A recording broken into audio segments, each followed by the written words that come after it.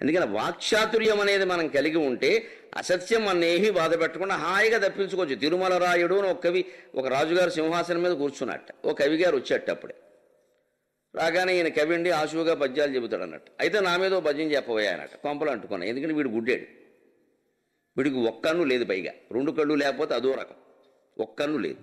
వీడిని పొగడాలి. ఆ ఒక్కను ఉన్నవాడిని ఏం పొగుడుతాం? ఒంటికంటి వాడిని. నువ్వు ఒంటికంటి వాడు అంటే వాడు ఒంటికాల మీద లేస్తాడు. పద్యం చెప్పమన్నాడు, పొగడక తప్పదు. పైగా మామూలుగా అయితే పొగడచ్చు, భార్య పక్కన ఉంది, అదో సమస్య. ఆవిడ పక్కన ఉండగా సరిగ్గా పొగడకపోతే ముందు ఆవిడ అవమానిస్తున్నావు, నీ సంగతి ఇదే, కవులు కూడా ఇలాగే చెప్తున్నారు నీ గురించి. భార్య పక్కన ఉండగా అదో దోషం, ఇబ్బంది. మరి ఆవిడ ముందు లోకువైపోతాడు. పైగా మా ఆవిడ ముందు నన్ను అవమానించామంటాడు. ఇప్పుడు మగాడు ఒక్కడు స్కూటర్ వేసుకుని సినిమా కడితే టికెట్ దొరకపోయినా పర్లేదు, మనకు వచ్చేస్తాడు. భార్య ఎక్కించుకుని వెళ్ళాడు, టికెట్ దొరకపోతే మన ప్రతాపం ఇంతే అనమాట. పెద్ద బడాయి కబుర్లు ఇంటికి వచ్చి ఊరికే నాకు అంత పలుకుబడి ఇంత పలుకుబడి తెలిసిందిగా, చచ్చినట్టు వెళ్ళాం వచ్చాం, ఆ మాత్రం ముందు చూసుకోవద్దా? అన్నీ సింగారించుకుని వచ్చాక టికెట్లు ఎదుట సిగ్గు లేకపోతే సరి అంట. మరి అది తేడు. మనం ఒక్కళ్ళం అనుకోండి, అసలు సినిమాకి నేను వెళ్ళదుగా అని వచ్చేస్తాం వెనక్కి. సన్మానం జరిగితే భార్య ఎదురుగా ఉండాలని అనుకుంటాం, అవమానం జరిగితే భార్య ఉండకుండా ఉంటే బాగుండాలి. ఎందుకంటే మన బండారం బయటపడిపోలా. మరి ఏదైనా అంతే. అంచేది నేను భార్యతో సహా కూర్చున్నాడు, ఒంటిగంటి వాడు పొగడాలి. ఏం పొగడాలండి? వాడు తెలివండి నిజంగా, అబద్ధం ఆడకుండా. అన్నా తిరుమల అన్నాతి గూఢకరుడవు, అన్నాతి నిగూఢకున్న అసుర గురుడవు, అన్నాతి గూఢకరుడవు, అన్నాతి నిగూఢకున్న అసుర గురుడవు, అన్నా తిరుమల రాయ, అన్నా తిరుమల రాయ, కన్నొక్కటి లేదుగాని కంతుడవయ్యా అన్నట. శభాష నడకాయ. అన్నాతి కూడా హరుడవు, మీ ఆవిడ నీ పక్కన ఉంటే నువ్వు శివుడితో సమానం అన్నాడు. అంటే ఈయన శివుడితో సమానం అన్నాడు కదా అని సంతోషించాడు వెర్రివాడు. వాడు అన్నది ఏంటంటే ఆవిడికి 2 కళ్ళు నీదొకటి కలిపి మొక్కంటే నువ్వు శివుడితో సమానం అని. మీ ఆవిడ పక్కన ఉంటే నువ్వు శివుడు, శివుడికి 3 కళ్ళు. అంటే ఆవిడ 2 ప్లస్ నీదొకటి కలిపి నువ్వు 3 శివుడు. అని శివుడు అన్నాడని ఆనందిస్తున్నాడు తప్ప ఒక కను లేదనడం తెలియట్లే ఆయనకి. కవిగారు అంటే అలాగే ఉంటాడు. మరి అన్నాతిని కూడకున్న అసుర గురుడవు. ఒకవేళ మీ ఆవిడ పక్కన లేకపోతే ఏమయ్యా నీకు నష్టం? శుక్రాచార్యుడు అన్నాడు. వాడు ఒంటికంటి వాడే, వాడికి ఒక వామనమూర్తి లేపేశాడు. మీ ఆవిడ పక్కన లేకపోతే శుక్రాచార్యుడు అంటే పెద్ద రాజనీతి కోవిదుడేమో, కోవిదుడు లేదు ఏమీ లేదు, గుడ్డాడని అర్థం. ఈయన చెప్పి అన్నా తిరుమల రాయ, తిరుమల రాయ మహారాజా, కన్నొక్కటి లేదుగా అని కంతుడవయ్యా, కన్నొక్కటి లేదు కానీ లేదా మన్మధుడువయ్యా నువ్వు నిజంగా అన్నట్టు. మరి వాడు 10 ఎకరాలు ఇచ్చాడంటే ఇవ్వలా. ఇది వాక్చాతుర్యం. అబద్ధం ఆడకుండానే మనిషిని కీర్తించవచ్చు, మనకు మనం సంతృప్తి పడవచ్చు, ఇంటికెళ్ళి 4 గీసుకోకల్లా అబద్ధం చెప్పామని. వాక్చాతుర్యం, భాషాచాతుర్యం కనుక ఉంటే వారిని కీర్తించనవచ్చు, మనకి పాపం రాకుండా చూసుకోనవచ్చు. దేవా నలవ జాతివాడ నేను నర్ధిన్ గొల్వగా వచ్చి నిన్ను సేవిద్దామని వచ్చాను నేను. సేవాదక్షత వండుమై నెరుగా, ఈ మాట చూడండి, సేవాదక్షత వండుమై నెరుగా అంటే ఇదివరకు ఎప్పుడు నేను ఉద్యోగము చెయ్యాల. ఉద్యోగం వచ్చే మాట ఇది. ఉద్యోగం కావాలనుకున్నాడు ఎవడైనా ఎక్స్పీరియన్స్ అనగానే ఏమీ అనుభవం లేకపోయినా సరే few years little so and so అనేదో రాస్తాడు. ఏమీ ఎక్స్పీరియన్స్ లేదంటే ఎవడు ఉద్యోగం ఇస్తారండి? ఎక్స్పీరియన్స్ ఉంది అంటే పిల్లనివ్వరు, ఎక్స్పీరియన్స్ లేదంటే ఉద్యోగం ఇవ్వరు.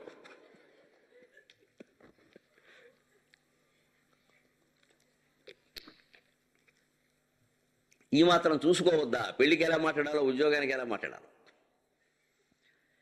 అందుకని ఇది చెబుతున్నాను, సేవాదక్షత వండుమైనరుగా అంటే ధీరోద్ధతుడు అంటారండి. నాయకులలో ధర్మరాజుని, రాముణ్ణి, వీళ్ళని ధీరోదాత్తులు, ధీర ఉదాత్తులు అంటారు. ఈ భీముడు, కీచకుడు ఇలాంటి వాళ్ళని ధీరోద్ధతులు అంటారు. వీళ్ళు ధీరులే, ధైర్యం ఉంటుంది, కానీ ఉద్ధత అంటే గర్వం ఎక్కువ. ఆ గర్వం వల్ల కొన్ని ఇబ్బందులు తెచ్చుకుంటారు. కానీ శరీర బలమో మనోబలమో ఏదో ఉంది కాబట్టి మళ్ళీ జయిస్తూ ఉంటారు, లేకపోతే మొత్తం గుంటలో పడిపోవలసింది. ఇదివరకు ఎక్కడ పని చేయలేదండి, బాబు నువ్వు వంట ఏం చేస్తావు, పెంట చేస్తావేమో అండ ఎవడని. అనుభవం లేనివాడు ఉద్యోగం ఇస్తాడా? చెబుతున్నాడు సేవాదక్షత వండుమైనరుగా నేను ఎక్కడ చేయలేదు పని.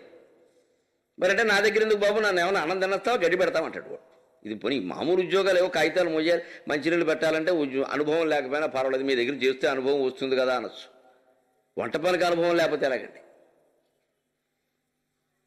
అందుకని సేవాదక్షత వండుమైనరుగా నీ చిత్తంబునం మెచ్చునట్లు. కానీ నాకు ఒక నమ్మకం, ఆత్మవిశ్వాసం ఉంది, అనుభవం లేదు, కానీ ఉద్యోగాన్ని అది ఇస్తుంది. ఆ మాట మాట్లాడే తీరుని బట్టి యజమాని ఏమనుకుంటాడు, ఇంత గట్టిగా మాట్లాడుతున్నా అంటే ఏదో ఉందయా. కనీసం మనకు అర్హత లేని వాళ్ళం ఈ వాక్చాతుర్యమైనా పెంచుకుంటే ఉద్యోగాలు వస్తాయి తొందరగా. అందుకే నాకు సిగ్గు బాబా, నేను మాట్లాడను బాబా, నేను మొగాళ్ళతో మాట్లాడకపోతే పని జరగదమ్మా. అందుకని ఉద్యోగానికి వెళ్ళేటప్పుడు గడగడ మాట్లాడాలి. ఆ ఉద్యోగానికి ఇంటర్వ్యూకి ముందు ఒక గదిలో కూర్చోబెడతారు, ఒక హాల్లో 10 మందిని, అక్కడ మనమే వాగేస్తూ ఉండాలి సూర్యకాంతంలాగా. అప్పుడు లోపలికి వెళుతూ ఒక బంట్రోతు ఉంటాడు, లోపలికి వెళుతూ ఉంటాడు, బయటకు వస్తూ ఉంటాడు. వాళ్ళు కాగితాలు వాడు చూసి ఈ అమ్మాయి ఎవరో గట్టిగా మాట్లాడుతుంది, కాస్త పని చేస్తుంది, అమ్మాయికి ఇచ్చేయండి ఉద్యోగం, లోపల మాట చెప్తాడు, నీకు ఇచ్చేస్తారు. గ్రూప్ డిస్కషన్ అంటారు. కాస్త ఏదో డిసిషన్ గషో అని మాట్లాడాలి. అంతేగాని మీరు మొదలెట్టండి అంటే మొదలెట్టి ఉద్యోగం కూడా వరకే ఇస్తారు. ఈ దాని పెళ్ళే పేరంటే సత్యాన్ని పెడతాం మొహమాటానికి. ఎవడు ముందు చొరవ తీసుకుని మాట్లాడతాడో వాడికే వాక్చాతుర్యం ఉన్నట్టు లెక్క. ముందు మొదలు పెట్టాలి ధైర్యంగా, అప్పుడు ఖచ్చితంగా వచ్చేస్తుంది. అందుకని శవాదక్షత వండుమైనరుగా నీ చిత్తంబునం మెచ్చునట్లే వండందగ నేర్తు. కానీ నీ మనస్సుకు నచ్చే విధంగా నేను వంట చేస్తాను, నాకు ఆ నమ్మకం ఉంది. ఈ మాట చాలండి. అందువల్ల ఒక మాట ఉద్యోగానికి వ్యతిరేకం, ఒక మాట ఉద్యోగానికి అనుకూలం. ధీరోద్ధత లక్షణం అంటే ఇది. ధీరుడు ఉద్ధతుడు. ఈ గర్వం కారణంగా కొంత దెబ్బతింటూ ఉంటారు వీళ్ళు. ఈయనకు అన్నగారు ధర్మరాజు కాబట్టి ఈయన బతికాడు, లేకపోతే ఎప్పుడు అయిపోవలసిన. రామాయణంలో లక్ష్మణుడు కూడా కొంచెం ఇంచుమించి ఇదే, ఇంత కాదు కానీ కొంచెం ఇదే. ఆయన కూడా రాముడు అన్నగారు కాబట్టి ఆయన బతికాడు. లేకపోతే లక్ష్మణుడు మాట్లాడి రామాయణం కథ అడ్డం తిరిగేది ఎప్పుడు. వీళ్ళకి అందుకే భగవంతుడు వీళ్ళకి తగినట్టుగా వీళ్ళకి అన్నగారులుగా పరమశాంత పురుషుల్ని ధీరోదాత్తుల్ని పెట్టాడు, రాముడిని ఇటు ధర్మరాజుని. కాబట్టి వీళ్ళ చరిత్రలు బ్రహ్మాండంగా ఉన్నాయి. చరిత్రలో వీళ్ళు నాయకులు అయ్యారు, లేదా ప్రతినాయకులు అవ్వాల్సిన మాట వీళ్ళ ప్రవృత్తికి అని. ఇప్పుడు చూడండి మళ్ళీ ఉద్ధత. ఎందుకు మంచి మాట మన నోట తక్కువ కదా, అసలు పొగరు ఎక్కువ. వండుమే నేరుగా ఏ వండను దగ నేర్తు అని బాణసమునందు. అసలు వంట వండడం, బాణసము అంటే వంటశాల, వంట పని అని అర్థం. బాణసమునందు ఇచ్చోటనే కాదు నన్ను ఏవీటన్ మిగులంగా ఎవడును లేడు ఎభంగులం చూచినన్. ఎవడు చెప్పమారండి ఈ మాట. అసలు వంట చేయడంలో నన్ను మించిన వాడు ఈ ఊళ్ళో కాదు, యావత్ ఆంధ్రప్రదేశంలో ఎక్కడ రెడుబో అని చెప్పాడండి. ఇంకొకటి ఎవడన్నా ఉంటే ఈ గర్వాంధుడిని తీసుకెళ్ళి జైల్లో దోసేయండి అంటారు. వీడికి ఉద్యోగం ఎందుకు వచ్చిందంటే కేవలం అదృష్టం, వచ్చే యోగం ముందు వచ్చిందంతే. ఆ విరాట్రాజుకి ఏమనిపించిందంటే అసలు ఇలాంటి వంటవాడు ఒకటి కావాలండి. మనం వంటవాడు అన్నాడు ఎందుకు, అసలు వాడు వండిన దాని మీద వాడికే నమ్మకం లేదు. ఎలా ఉందిరా అంటే ఏమోనంటే మీ ప్రాప్తం అంటాడు వాడు. తినేవాడు దంతచీర అంటాడు, అసలు వాడు వండిన దాని మీద వాడికే నమ్మకం లేదు. మనం చేసే పని ఏదైనా, అది వంట కావచ్చు, ఉపన్యాసం కావచ్చు, ఒక వడ్రంగి పని కావచ్చు, ఏదైనా సరేనమ్మా దాని మీద మనకు నమ్మకం ఉండాలి. ఉపన్యాసం అయిపోయిన తర్వాత కిందికి దిగి ఎలా ఉంది అని ప్రేక్షకులను అడుగుతున్నాడు అంటే ఆయన ఉపన్యాసం బాగోలేదని ఆయనకు బాగా తెలుసు అన్నమాట. లెక్క తెలుసున్నవాడు అడగడం ఏంటి, చెప్తారుగా. ఇప్పుడు నేను కిందికి దిగాక ఎలా ఉందంటే మీరు ఏమంటారు మొహమాటానికి, బాగానే ఉంది సార్. ఎందుకు బాగుండదండి, బాగానే ఉందంటే ఏం చెప్తామండి, బాగానే ఉంది అంటే బాగోలేదని అర్థం. వెళ్ళిపోయి తెలుస్తుంది ఆ విషయం. నన్ను ఏమనరు, కృష్ణారావు గారిని పట్టుకుంటారు. ఒక ఆయన ఉపన్యాసం ఇస్తూ ఉంటే వేదిక మీద ఒక అరగంట అయింది, చచ్చిపోతున్నాడు జనం వినలేక, విసుగొచ్చేస్తుంది, ఏం అనలేరు.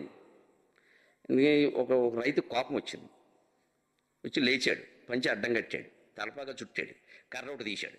కర్ర ఎప్పుడు ఉంటుందిగా, కాపు కర్ర రెక్క కదా, తీసే కర్ర పట్టుకొని అటు ఇటు తిరుగుతున్నాడు జనాల్లో, ఆ మధ్యలో తిరుగుతున్నాడు. చూడు, ఈ మాట్లాడడానికి భయం వేసింది. కర్ర పట్టుకు తిరుగుతున్నాడు, పల్లెటూరు అయినా విసిరేస్తాడేమో కర్ర అని. ఒక 2 నిమిషాలు అయ్యాక ఏమండి మీరు ఎందుకు తిరుగుతున్నారు అలాగా అంటే, వెంటనే మీరు మాట్లాడండి, మీ తప్పే ఉంది, మీరు మాట్లాడండి, ఇప్పుడు మీకు ఏది తెలుసో అది మీరు మాట్లాడతారు, మీ తప్పే, మీరు మాట్లాడండి, మిమ్మల్ని నేనేమంటలా, మీరు మాట్లాడండి అన్నాడు. అని మళ్ళీ తిరుగుతున్నాడు.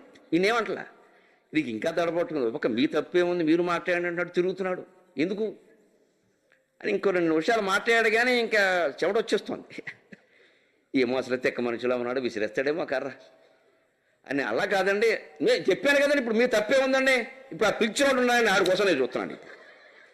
ఆడు పారిపోయాడు ఇక్కడి నుంచి. ఇందాక ఇక్కడే ఉండాలండి, అసలు అర్థమైన వాళ్ళని పిలిచి మీటింగ్ పెడుతున్నాడు ఇక్కడ. నేను చచ్చిపోతున్నాను కూర్చోలేక, ఏదో పెద్ద ఓడబొడుతారని వస్తే ఇదేండి. అందుకని ఆయన ఇందక్కడే ఉండాలండి బాబు. కాఫీ తాగుతున్నాడు, ఎక్కడికి వెళ్ళిపోయి కింద చూస్తున్నాడు, మళ్ళీ కుక్క పిల్లని చూసినట్టు. ఆయన చూసుకుంటానన్న ఇంకోసారి పిలవకుండా. మీకు మీ తప్పే ఉందని మీకు తోచింది మీకు రాని మీరు అలా చెప్తారు. ఎవరైతే మాత్రం మీ తప్పే ఉంది, మీరు మాట్లాడండి, ఇంకో గంట చంపండిలాగా. ఇప్పుడు చూసుకోండి, ఆయన ఈ పెట్టినవాడి సంగతి ఏమిటో, ఈ మాట్లాడేవాడి సంగతి ఏమిటో, మొత్తం అంతా కదా. తన మీద తనకి నమ్మకం లేనివాడే ఇది ఎలా ఉంది అని అడుగుతాడు. నమ్మకం ఉంటే ఖచ్చితంగా చెప్పే వరకు ఆగుతాడు. ఎలాగో చెప్తారు. విన్నవాళ్ళ అనుభూతి చెప్పరా, తిన్నవాళ్ళ అనుభూతి చెప్తారు. వాళ్ళ నోటికి రుచి బాగా ఉంటే ఇంట్లో బ్రహ్మాండంగా ఉంది అనకుండా ఎలా ఉంటాం. కానీ చాలామంది స్త్రీలు అంతవరకు ఆగలేరు. ఎలా ఉంది అని అడుగుతారు. మొహమాటానికి ఏదో ఉందంట. నిజంగా బాగుంటే అడగకుండా చెప్పేస్తాం.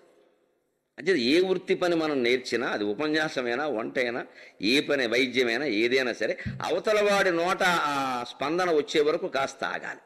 ఆగలేడు భీముడు. అందుకనే ఏ వీటన్ మిగులంగా ఎవడు లేడు ఎభంగులం చూచినన్. వంట పని విషయంలో నన్ను మించగలిగిన వాడు అసలు ఏ నగరంలో కానీ ఎక్కడ ఎవడు లేడు. ఈయన అసలు ఉద్దేశం ఏంటంటే వంట పని కాదు, ఎవరినైనా చితగొట్టడంలో కూడా మన మించిన వాడు లేడు. చెప్పట్లేదు ఇప్పుడు. అసలు విషయం అది. వంట కంటే ఈయన బాగా చేతనైంది పెంట.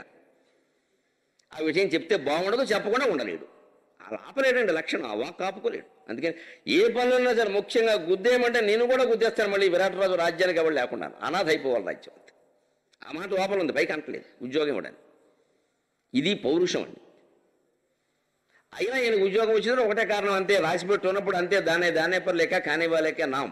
ప్రతి బియ్యపు గింజ మీద అది ఎవడు తినాలో రాసిపెట్టి ఉండుతుంటాయి. అది వాడికి ఉడుతుంది లెక్క. ఆ టైంకి మన సమయానికి మనం తిందామన్నా కుదరదు. ఎవడో ఫోన్ చేస్తాడు, పోతాం. ఇంకోటి ఎవడో తింటాడు, వాడికి రాసిపెట్టి ఉంది అంతే. అందుకని వచ్చిందంతే. ప్రాప్తం ఉన్నప్పుడు అంతే. కష్టాలు ఎలాగ ప్రాప్తాన్ని బట్టి వస్తాయో సుఖాలు కూడా అంతే వస్తాయి. దీన్నే సుఖ ప్రారబ్ధం అంటారు వేదాంత పరిభాషలో. దుఃఖానికి ప్రారబ్ధం అనుకోకండి. దుఃఖ ప్రారబ్ధం ఎంత ముఖ్యమో సుఖ ప్రారబ్ధం కూడా అంతే ముఖ్యం. నీకు సుఖపడే యోగం ఉన్నప్పుడు నువ్వు దుఃఖపడదామన్నా కుదరదు. ఆ సమయానికి అలా వచ్చేస్తుంది అంతే. మనం జనరల్ కంపార్ట్మెంట్లో ఎక్కుదాం, రైల్లో బయలుదేరుతాం. మన మిత్రుడు ఎవడో తగులుతాడు. ఊర్రా నాతో పాటు ఏసీలో రా, సుఖంగా కాసేపు కబుర్లు చెప్పుకోవాలి నీతుడు అని మన ఏసీలో ఎక్కిని తీసుకెళ్తాడు. మన డబ్బులు లేవు, డబ్బులు వాడివి, ఏసీ మందే. అంటే సుఖ ప్రారబ్ధం అంటారు. అంటే జీవితంలో ఎప్పుడు ప్రారబ్ధం అనే మాటని వ్యతిరేకార్థంలో మాత్రమే తీసుకోకుండా నెగిటివ్ సెన్స్లో అది అనుకూల అర్థంలో కూడా ఉంటుంది. దుఃఖ ప్రారబ్ధం, సుఖ ప్రారబ్ధం. ఇక్కడ భీముడికి ఉద్యోగ ప్రారబ్ధం ఉంది బాగా. లేకపోతే ఈ మాటలకు ఎవడు ఉద్యోగం ఇవ్వడానికి ఈ పద్యం చెప్పాను. ఇలా మాట్లాడకూడదు. ఒక్కసారి కాస్త వినయంగా మాట్లాడుతున్నాడు, ఒక్కసారి మళ్ళీ రెచ్చిపోతాడు. ధర్మరాజు అయితే ఇలా మాట్లాడు. ఈయన తర్వాత అర్జునుడు వచ్చాడు. అప్పటికే ఆయన వేషం మార్చుకుని వచ్చాడు. ఆ వేషం మార్చుకుని పేడి వేషంలో ఆ నడకతో, నపుంసకుడు నడకలో అలా ఆడా మొగ కానటువంటి నడకతో అలా, అందులో కూడా ఒక అందం, ఆ నడకతో అలా వస్తూ ఉంటే ఆశ్చర్యపోయాడు. వీళ్ళంతా ఒక్కరోజు రాలేదండి, ఒక్కొక్క రోజు తేడాలో వచ్చారు. ఒక్కరోజే మొత్తం 6 వచ్చేస్తే కట్టకట్టుకుని వచ్చారని అనుమానిస్తారు. పైగా వీళ్ళతో ఒక ఇబ్బంది ఉంది. అందరూ సుమారుగా ఏం మీరు ఇదివరకు ఎక్కడ పనిచేశారంటే ధర్మరాజు గారి దగ్గర పనిచేసామని చెప్తున్నారు అందరూ. భీముడు ఒక్కడే నాకు అనుభవం లేదన్నాడు. కానీ మామూలుగా అందరూ కూడా సుమారుగా మేము ధర్మరాజు దగ్గర నేను పంచాంగం చెప్పానని చెప్పాడు. మరి అందరూ ఒకే కంపెనీలో పనిచేసామని ఒకే రోజు రజ ఏమో సత్యం కంప్యూటర్స్ మొత్తం మానేసి మహేంద్ర టెక్కలో చేరడానికి అనుమానం రాదా? మరి ఏమైనా కంపెనీ మూసేశారు ఏమిటని అడుగుతారు కదా. ఎంతమంది ఒకసారి వచ్చేసారంటే కంపెనీ ఏమైంది ఆయన అడుగుతారు. అందుకే నా అనుమానం కూడా రాకుండా జాగ్రత్త పడి కాస్త ఓ రోజు వీరు ఓ రోజు వారు జాగ్రత్తగా ఒకళ్ళు పొద్దున్న, ఒకళ్ళు దుర్ముహూర్తం సమయంలో, ఒకళ్ళు సాయంత్రం, ఏదో మొత్తం మీద ఆయన కొలువు తీరి ఉన్న సమయంలో వెళ్ళారు. మళ్ళీ ఇంట్లో పడుకుంటే ఎలాగ? అర్జునుడు వచ్చాడు. ఆ పేడి నడకతోనే వచ్చి, బాబు మీరెవరు? ఆ నడకలో పేడి నడక కనపడుతోంది కానీ రూపం చూస్తే మహాపురుషుల్లా ఉంది, తేజస్సు కనపడుతోంది, మీరెవరయ్యా అంటే ఒకానొక శాప కారణంగా నేను ఈ రూపంలో ఉన్నానండి, బతికి చెడ్డవాడిని. పూర్వం పాండురాజు కుమారుడైనటువంటి ధర్మరాజు దగ్గర నేను అంతఃపుర స్త్రీలకి నాట్యం చెప్పేవాడిని. మీరు అనుమతిస్తే మీ ఇంట్లో ఉండేటువంటి అంతఃపుర స్త్రీలకి, అమ్మాయిలకి నేను నాట్య విద్య నేర్పుతాను. నా పేరు బృహన్నల అన్నాడు. భీముడు తన పేరు వలలుడు అని చెప్పారు. వలల శబ్దానికి వంటవాడు అని అర్థం ఉంది, వరల శబ్దానికి వాయువు అని కూడా అర్థం ఉంది. అక్కడ కూడా వాళ్ళు అబద్ధం ఆడాలి, వాయుపుత్రుడు. అలాగే ఇక్కడ బృహన్నల, బృహత్ అంటే పెద్ద అని అర్థం, నర అంటే రలయో రభేద అంటారు. నరులలో పెద్దవాడు, నరుల కంటే పెద్దవాడు దేవతలు, దేవతల్లో పెద్దవాడు దేవేంద్రుడు. అంటే బృహన్నల శబ్దానికి పరోక్షంగా దేవేంద్రుడు అని అర్థం. ఈయన దేవేంద్రుడు కుమారుడు, అందుకని బృహన్నల అని పెట్టారు. అలాగే ఇది ఒక చమత్కారమైన మాట. ఆ నల లకారం ఉందే అది రహస్యం కోసం పెడతారు కానీ మంత్రాక్షరాల ప్రకారం అది బృహన్నర. నరుడు అంటే మానవుడు. కాస్త ఆక్షేపించడం కోసం బృహన్నరుడు, ఇంకా పెద్ద మానవుడు అయ్యాడు, అసలు మొగాడు కాదని అర్థం. దానికోసం అలా చెబుతాం అనమాట. ఒక్కోసారి చూడండి, మనకి ఎవరైనా వెక్కిరించా, ఆయన మహానుభావుడు అంటాం. మహానుభావుడు అని సాగదీశామంటే పనికి మానివాడు అని అర్థం. మామూలుగా మహానుభావుడు అంటే పర్వాలేదు, ఆయన మహానుభావుడు అండి అని నవ్వేమంటే అంతే అయిపోయింది. ఆ హాకి దీర్ఘం తీసావు, నువ్వు నవ్వు కూడా నవ్వేవంటే అయిపోయినట్టే, వాడు ఏదో వేషాలు వేసాడని అర్థం. అలాగా ఒట్టినరుడు కాదు బృహన్నర.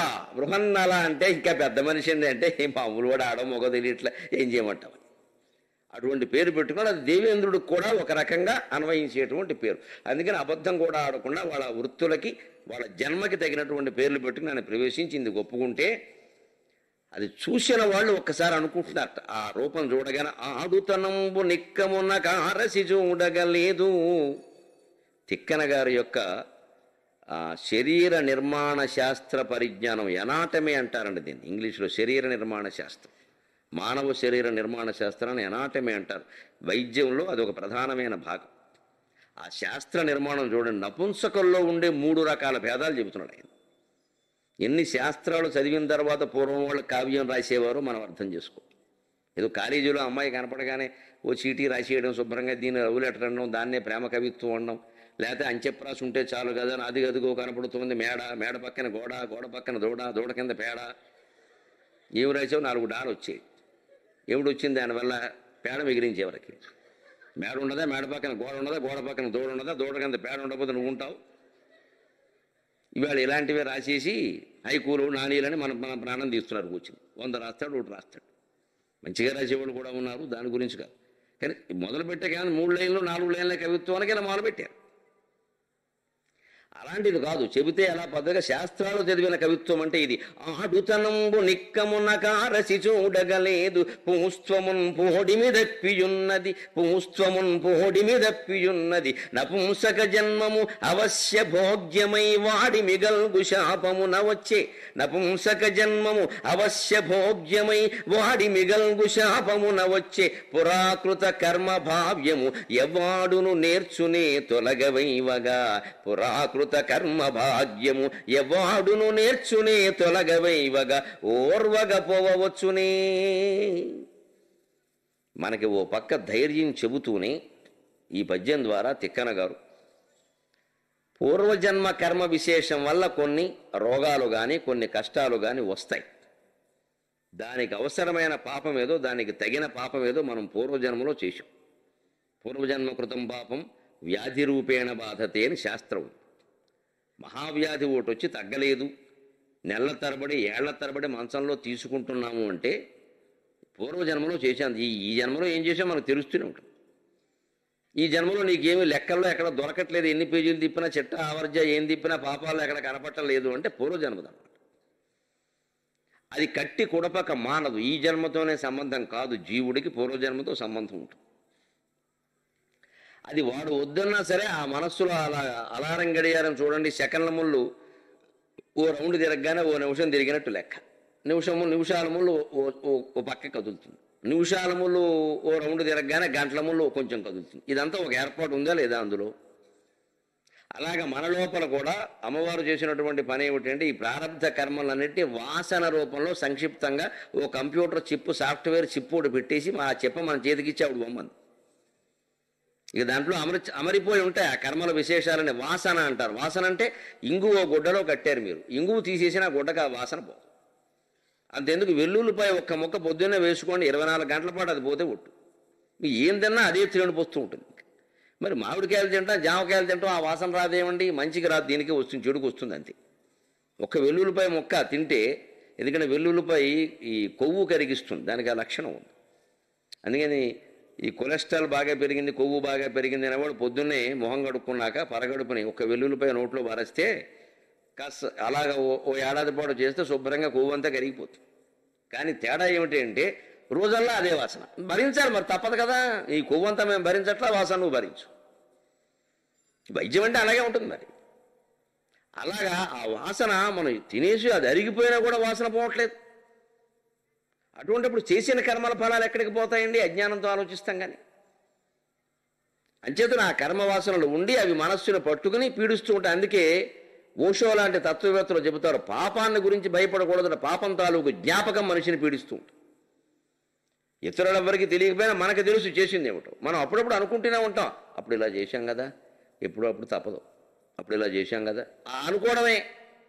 ఆ జ్ఞాపకాన్ని కూడా మర్చిపోగలగాలి అంటే జ్ఞానేనేవతు కైవల్యం, శంకరాచార్య చెప్పిన మాట. జ్ఞానాదేవతు కైవల్యం. అసలు ఈ పనులు చేసింది నేను కాదు, అనంతమైనటువంటి చైతన్యం నడిపించే లీలలో భాగంగా ఈ పుణ్యాలు ఈ పాపాలు ఇవన్నీ జరిగే తప్ప దీనికి నేను కారణం కాదు. అవి నేను చేశాను అనుకోవడం ఒక భ్రమ. నేను చేశాను అనుకోవడం వల్ల ఈ పుణ్యాలు పాపాలు అనుభవించాల్సి వస్తుంది. ఇవి నేను చెయ్యలేదు, నేను అనేది అది కాదు అని తెలుసుకుని జ్ఞానాన్ని పొందగలిగితే జ్ఞానోదయం అంటారు దాన్ని. తక్షణం మొత్తం జ్ఞానాగ్నిదగ్ధ కర్మాణం తమాకు పండితం బుధాక, రేపు భీష్మ పర్వంలో భగవద్గీతలో వింటారు మీరు. జ్ఞానాగ్నిదగ్ధ కర్మాణం, జ్ఞానం అనేటువంటి అగ్ని ఏం చేస్తుందంటే గడ్డిమేటు ఎంత పెద్దదిగా ఉన్నా ఒక్క అగ్గిపుల్ల చాలండి. గడ్డి పరకు అగ్గిపుల్ల చొప్పున మేట్లో ఎన్ని గడ్డి పరకలు ఉంటే అన్ని అగ్గిపుల్లలు వేయక్కర్లేదు. మొత్తం గడ్డిమేటుకి ఒక్క అగ్గిపుల్ల చాలు. అలాగా అనంత కోటి కర్మలు అనేటువంటి గడ్డి మేటుకి గడ్డి పరకలకి జ్ఞానం అనేటువంటి అగ్గిపుల్ల ఒక్కడు చాలు. ఆ జ్ఞానం పొందే ప్రయత్నమే చెయ్యాలి. అందుకే ఎంతసేపు పూజలు వ్రతాలు పారాయణలు నమ్మకాలు మొక్కుబళ్ళు తిరుపతి వెళ్ళాలు లడ్డూ తిండాలు దానికోసం కొట్టుకోవడాలు వీటిలో కూరుకుపోకూడదు ఎంతసేపు. ఇవన్నీ మంచివే కాదని కాదు, కానీ ఈ స్థాయి నుంచి కాస్త ఎదగాలి. ఆ ఎదగడానికే ఈ సాహిత్యం అంత. అర్జునుడి యొక్క పరిస్థితి చూడండి. దేవేంద్రుని యొక్క వరప్రసాదం కదా, పాండురాజు కుమారుడు కదా, శ్రీకృష్ణునికి నెచ్చలికాడు. పాండవానాం ధనంజయ అని విభూతి యోగంలో చెప్పాడు. పాండవులలో ధనంజయుడు సాక్షాత్తు నా స్వరూపం అన్నాడు. నరనారాయణులు వీళ్ళేం సామాన్యులు కాదు. ఈయన్ని కూడా కర్మ విశేషం ఎలా పిడుస్తోందంటే ఆడుతనంబు నిక్కముగా నారసి చూడగలేదు. నపుంసకులలో 3 రకాలు ఉంటారు. ఆడవాళ్ళులా పైకి కనిపిస్తారు కానీ సంతానోత్పత్తి చెయ్యలేరు. అది ఒక రకం నపుంసక జాతి. పైకి చూస్తే ఆడవాళ్ళ ఉంటారు. ఇంకొక రకం ఉన్నారు, పుంస్త్వమున్ పోడి మీద పియున్నది. మగవాళ్ళ కనిపిస్తాడు పైకి ఇంచుమించుగా, కానీ సంతానాన్ని కలిగించే శక్తి అతనికి ఉండదు. అంచేత నపుంసకులను మనం కేవలం నపుంసకులు అంటే వీళ్ళ 3 రకాలుగా చూడాలన్న. ఆడది కాకుండా ఆడదిగా కనిపిస్తూ ఆడది కాకుండా పోయిన వాళ్ళు, గర్భం ధరించే శక్తి లేని వాళ్ళు ఒక రకం నపుంసకులు. పూస్త్వమున్ పోడి మీద పియున్నది, మగవాడిగా కనిపిస్తూ మగతనం లేనివాడు ఒక రకమైన నపుంసకుడు. ఈ రెండూ కాకుండా ఆడ మగ ఏమిటో తెలియకుండా ఉన్నటువంటి వాడు రెండో రకం. చూస్తుంటే అటు అనిపిస్తుంది ఇటు అనిపిస్తుంది. ఈ 3 రకాలు నపుంసక జాతిలో ఉన్న ఎనాటమీకి సంబంధించిన విషయం, మానవ శరీర నిర్మాణ శాస్త్రం. వాటిని కూడా చదవకుండా ఇవి రాయగలని. అర్జునుడు ఇందులో ఏ జాతికి చెందిన వాట? పుంస్త్వమున్ పొడి మీద పియున్నది, మగవాడు అని అనిపిస్తోంది పైకి చూస్తుంటే, కానీ అది పోడి మీద ఉన్నది. సంతాన యోగ్యత లేదు, సంతానం కలిగించే శక్తి లేనివాడు. అంచేత మగవాడుగా పైకి కనిపిస్తూ మగవాడు కాని నపుంసకుడు అర్జునుడు ఆ జాతిలో చేరాడయ్య. అది బృహన్నల జాతి. మళ్ళీ అది ఆడవాళ్ళుగా కనిపిస్తే అది వేరే జాతి. ఆడమగ కాకపోతే పూర్తిగా 2 లక్షణాలు ఉంటే అది వేరే జాతి. ఆడుతనంబు నిక్కమునక అరసి చూడగలేదు, ఎక్కడా ఆడుతనం కనపడ్డాల. అంటే దీని ఆడ నపుంసకుడు మగ నపుంసకుడు 2 ఉన్నాయన్నమాట మళ్ళీ అందులో. అందుకని ఆడ నపుంసకుడు కాదు ఈయన. పూస్త్వమున్ పొడి మీద పియున్నది, మగతనమే కాస్త పక్కకి తిరిగినట్టుగా ఉంది వ్యవహారం. అంటే ఆయనలో ఉండే మగతనం పోలా అనే కథ ప్రారంభంలో మనకు చెబుతున్నాడు. అంటే ఈ కథ ముగియకుండానే ఆయన మగతనం మళ్ళీ విజృంభిస్తుంది, మీరు చూద్దురుగానే చెబుతాడు అనమాట. పోడి మీద పియున్నది అని వాడాడు. అందుకే పదం పోడి మీద ఎప్పడం అంటే కాస్త పక్కకి వెళ్ళడం, కొంచెం కొన్నాళ్ల పాటు దాగున ఉండడం, నివురు గప్పిన నిప్పులాగా. మళ్ళీ ఎప్పుడో వస్తుంది. ఈ 7 రోజుల్లో రాకపోదు, లేకపోతే విరాట పర్వం ఎందుకు పని లేక. అందుకని ఇప్పుడు మనకి చెబుతున్నది ఏమిటంటే నపుంసక జన్మమవశ్య భోగ్యమై వాడి మిగల్గు శాపమున వచ్చే. ఈ నపుంసక జన్మ ఇతనికి బహుశా ఏదో ఒక వాడిమి కలిగినటువంటి శాపం వల్ల వచ్చి ఉంటుంది. ఏ శాపం అండి? అరణ్యవాసంలో రఘునాథ శర్మ గారి ద్వారా మీరు విని ఉంటారు. ఆయన దేవలోకానికి వెళ్ళినప్పుడు అక్కడ ఊర్వశి చేత నాట్యం చేయించాడు ఇంద్రుడు. ఈయన యొక్క ఏదో రాష్ట్రపతి గౌరవార్థం విందు అంటారే, అలాగే అర్జునుడు గౌరవార్థం చిందు వేయించారు అక్కడ. విందు కాదు, చిందు. ఊర్వశిని పిలిపించి నాట్యం చేయమన్నారు. నరవరా ఓ కురువరా, ఆ పాట అక్కడదే. ఎస్ జానకి గారి పాట, అద్భుతమైనటువంటి పాట, నర్తనశాలలోది. ఆ సినిమా దాంతోనే మొదలవుతుంది. అటువంటి అద్భుతమైన ఊర్వశి నృత్యానికి ఆయన ఆనందించి చూస్తున్నాడు. ఆయన నృత్యం చూస్తున్నాడు, కానీ ఆవిడ ఈయన చూస్తుంది. ఎవరు ధోరణి వారది, ఏం చెబుతాం అక్కడ. సంగీత కచేరీ పాడుతుంటే పాట పాడేవాళ్ళు వాళ్ళ దారిని వాళ్ళు పాడుతుంటే కొంతమంది ఉంటారు, పాట వినరు, ఆవిడ చూస్తూ ఉంటారు అలా పైనుంచి కిందికి. బాగుందిరా, ఆవిడ బాగుందా పాట బాగుందా ఏదో ఒకటి తెలుసు ముందు. అందుకే సంగీత కచేరీలకు పెడితే ముందు కూర్చుని ఆవిడను చూసి హంగామాలు చేయకూడదు. నీవు సంగీతం కోసం వినదలుచుకుంటే వెనకాల కూర్చోవాలి. అసలు సంగీత కచేరీకి శాస్త్రంలో చెబుతారండి, భరతనాట్య శాస్త్రంలో చెబుతారు, సాయంత్రం స్నానం చేయాలట. తెల్ల పంచే తెల్లలాల్చి వేసుకుని జీన్స్ ప్యాంట్ టీషర్ట్ వేసుకుని త్యాగరాజ కీర్తనలు వినకూడదు, ఎక్కవు. కుదరదు. అది మనసు బాగుందంటే సాధారణంగా ఎవరికైనా మహానుభావుడు ఉంటే ఎక్కచ్చు. తెల్ల పంచి తెల్లలాల్చి కట్టుకో, తలంటు పోసుకో, ముందు తలంటు పోసుకోవాలి, నూనె రాసుకోక, మళ్ళీ తెల్ల పంచి తెల్లలాల్చి కట్టుకో శుభ్రంగా, వీలైతే ఓ కిళ్ళి వేసేయి. సంగీత సభ జరుగుతుంటే వెనకాల కూర్చో, ఎవరికి చెప్పగా ముందుకెళ్ళి హాయ్ బాగున్నా ఎప్పుడొచ్చా చెప్పచ్చు కదా నేను కూడా వచ్చి, ఈ హంగామాలు వద్దు. ఇక్కడ జరుగుతుంది కచేరీ, నువ్వు మాట్లాడేంటి అక్కడ. కొంతమందికి ఈ జ్ఞానం ఉండదండి, వచ్చి అక్కడ ఆడావుడు ఈయన వచ్చినట్టు అందరూ తెలియాలి. నువ్వు సభలో నిజంగా మాట్లాడడానికి వస్తే వెనకాల కూర్చోవచ్చు, ముందుకు వచ్చి ఆడావుడు ఎందుకు, ముందుకు వచ్చావు ప్రశాంతం కూర్చో. వచ్చిన వాడిని పలకరించడం, వచ్చేటప్పుడు నాకు చెప్ప ఎంతవరకు అయిపోయింది కదా, విను మాట్లాడక, వాడు వింటున్నాడు చేతగా. ఇది కొంత అంటే వీళ్ళకి వినడం కంటే నేను వచ్చానని అందరూ గుర్తుపడడం ముఖ్యం ఇక్కడ. అందుకోసం తడుగుకుంటూ ముందుకు వచ్చి అందరికీ నమస్కారాలు చేసుకుంటూ ముందుకు వచ్చి కూర్చో, ఈ హడావుడు ఎక్కువ. ఇటువంటి వాళ్ళు రాకపోవడమే మంచిది. నీకు నిజంగా సంగీత రసికత ఉంటే వెనకాల కూర్చో. ఎవరు చూడని చోట, సంగీతం మాత్రమే వినపడే చోట కొంచెం కళ్ళు మూసుకుని వినమన్నారు. సంగీతంలో చూసేది ఏం లేదు, వినే తప్ప. ఇప్పుడు ఉపన్యాసంలో కొంత చూసేది ఉంటే మాకేవో చేతిలో కాళ్ళు ఏవో ఆడతాయి, మీరు ఎవరు స్పందించకపోతే అవి ఆడవు, అది వేరే విషయం. సంగీతంలో ఆడేందుకు ఏమున్నాయి, నోరు ఒక్కటేగా. ఆవిడేమో డ్యాన్స్ చేయదు, అక్కడ హావభావాలు ఏం వ్యక్తం చేయదు. అందుకని కచేరీ వినాలి అంటే మనం వైలిన్ కచేరీ ఏదైనా సరే, వోకల్ గాత్రం పాడడం ఏదైనా సరే వెనకాల కూర్చొని శుభ్రంగా వినపడు, అది లెక్క. అలా ఉంటే తేడా. అందుకని అర్జునుడు పాపం నిజంగానే నాట్యం చూసే ఉద్దేశంతో ఆయన అప్పటికే కొంత ఏదో పరిచయం ఉంది కొద్దిగా. రాజకుమారుడికి అన్ని విద్యలు నేర్పుతారు కదా, సంగీత సాహిత్య హారిత్వం వీణా జశేషవాద్య దాక్ష్యం చౌర్య దురోధరాది కపట కళా తంత్రత్వం అని దశకుమార చరిత్రలో చెబుతాడు. 14 విద్యలు ఏ రకంగా నేర్పుతారు అవన్నీ రాజకుమారుడికి నేర్పేవారు పూర్వం. దొంగతనం కూడా నేర్పేవారట. ఇప్పుడు రాజకీయ నాయకుడికి మనం నేర్పవలసిన అవసరం లేదు, అది ఒక్కటే. వాళ్ళు సొంతంగా తెలుసున్నది ఆ దొంగతనం ఒకటే, మిగిలినవన్నీ మనం నేర్పాలి.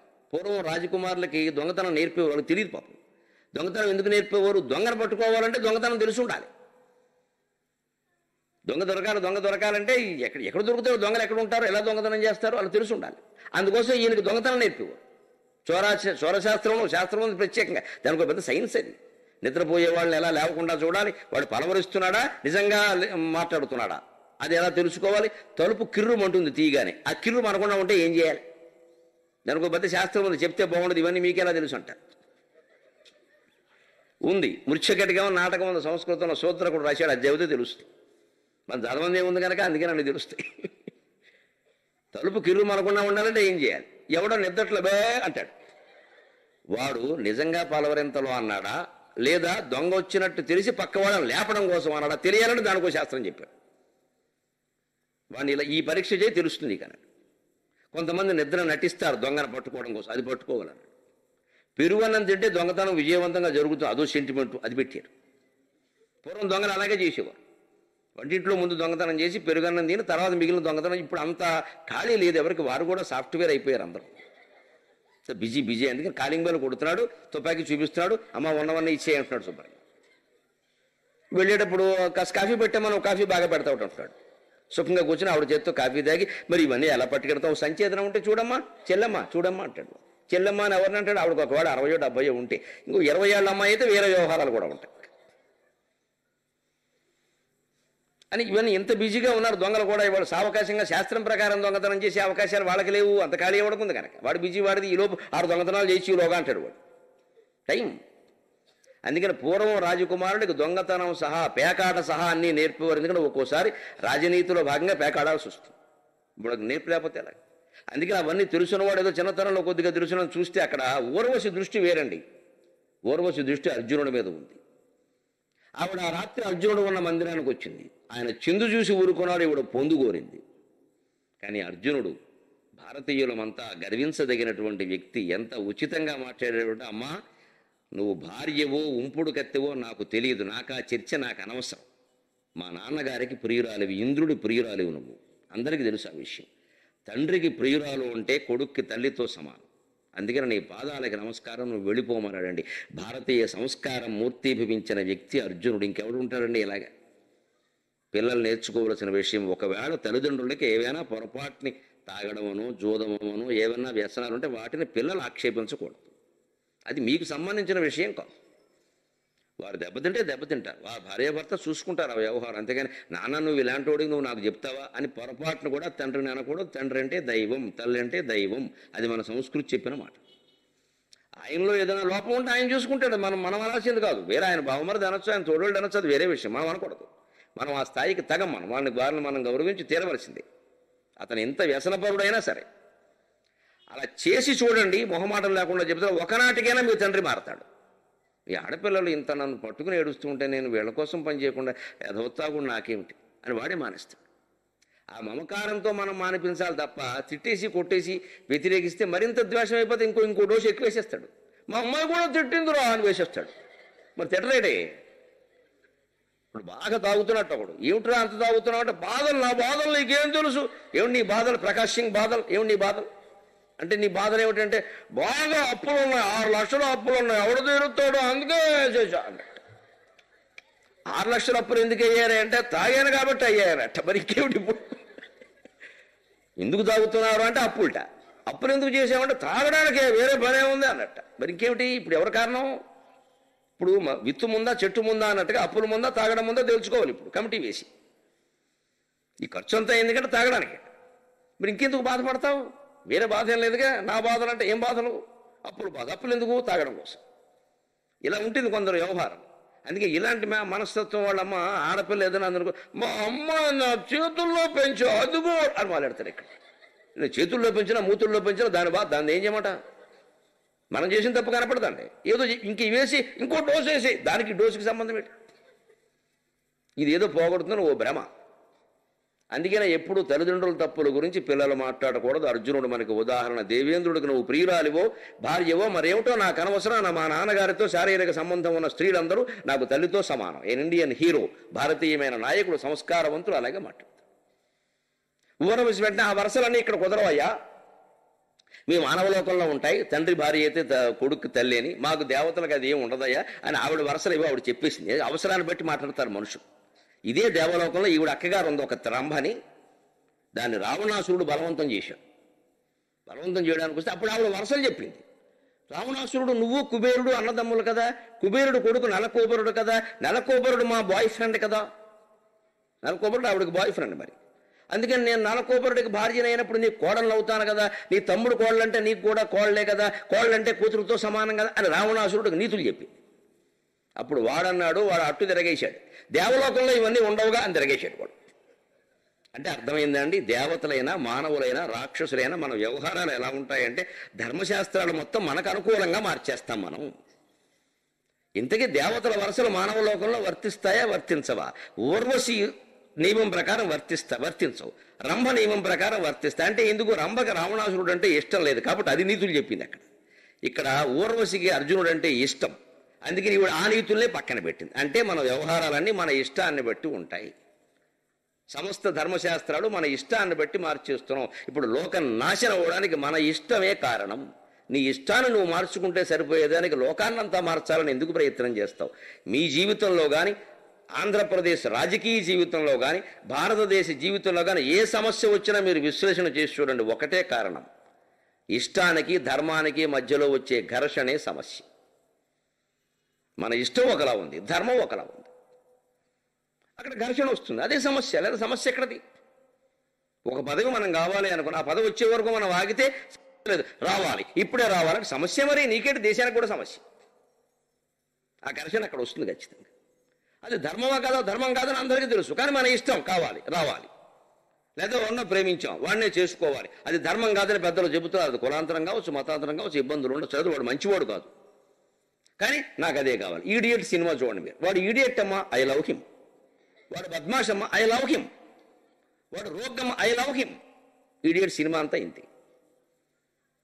ఎవరండి ఈడియట్ని ప్రేమించిన అమ్మాయి? ఒక ఎస్పీ కూతురు, ప్రకాష్ రాజ్ పాత్ర.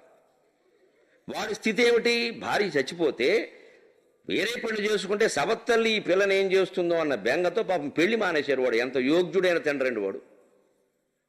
పైగా పిల్లని పెంచుకోవడం చేతకాక పోలీస్ స్టేషన్లో పెంచాడు వాడు. ఉద్యోగం మానలేక పిల్లని పెంచలే, పోలీస్ స్టేషన్లో.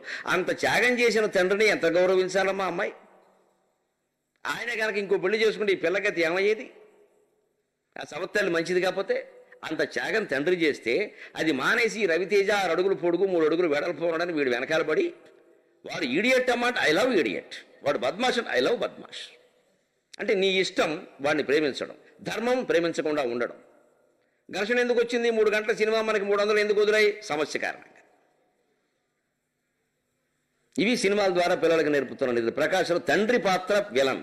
అంటే ఆడపిల్లన కన్న పాపానికి మగపిల్లన కన్న పాపానికి మనమంతా విలన్స్ అండి. సినిమాలు మన అరెస్ట్ చేస్తాం, ఎందుకంటే ప్రేమను అర్థం చేసుకోలేదు. అందుకని ప్రేమను అర్థం చేసుకోవడం మహా నేరం.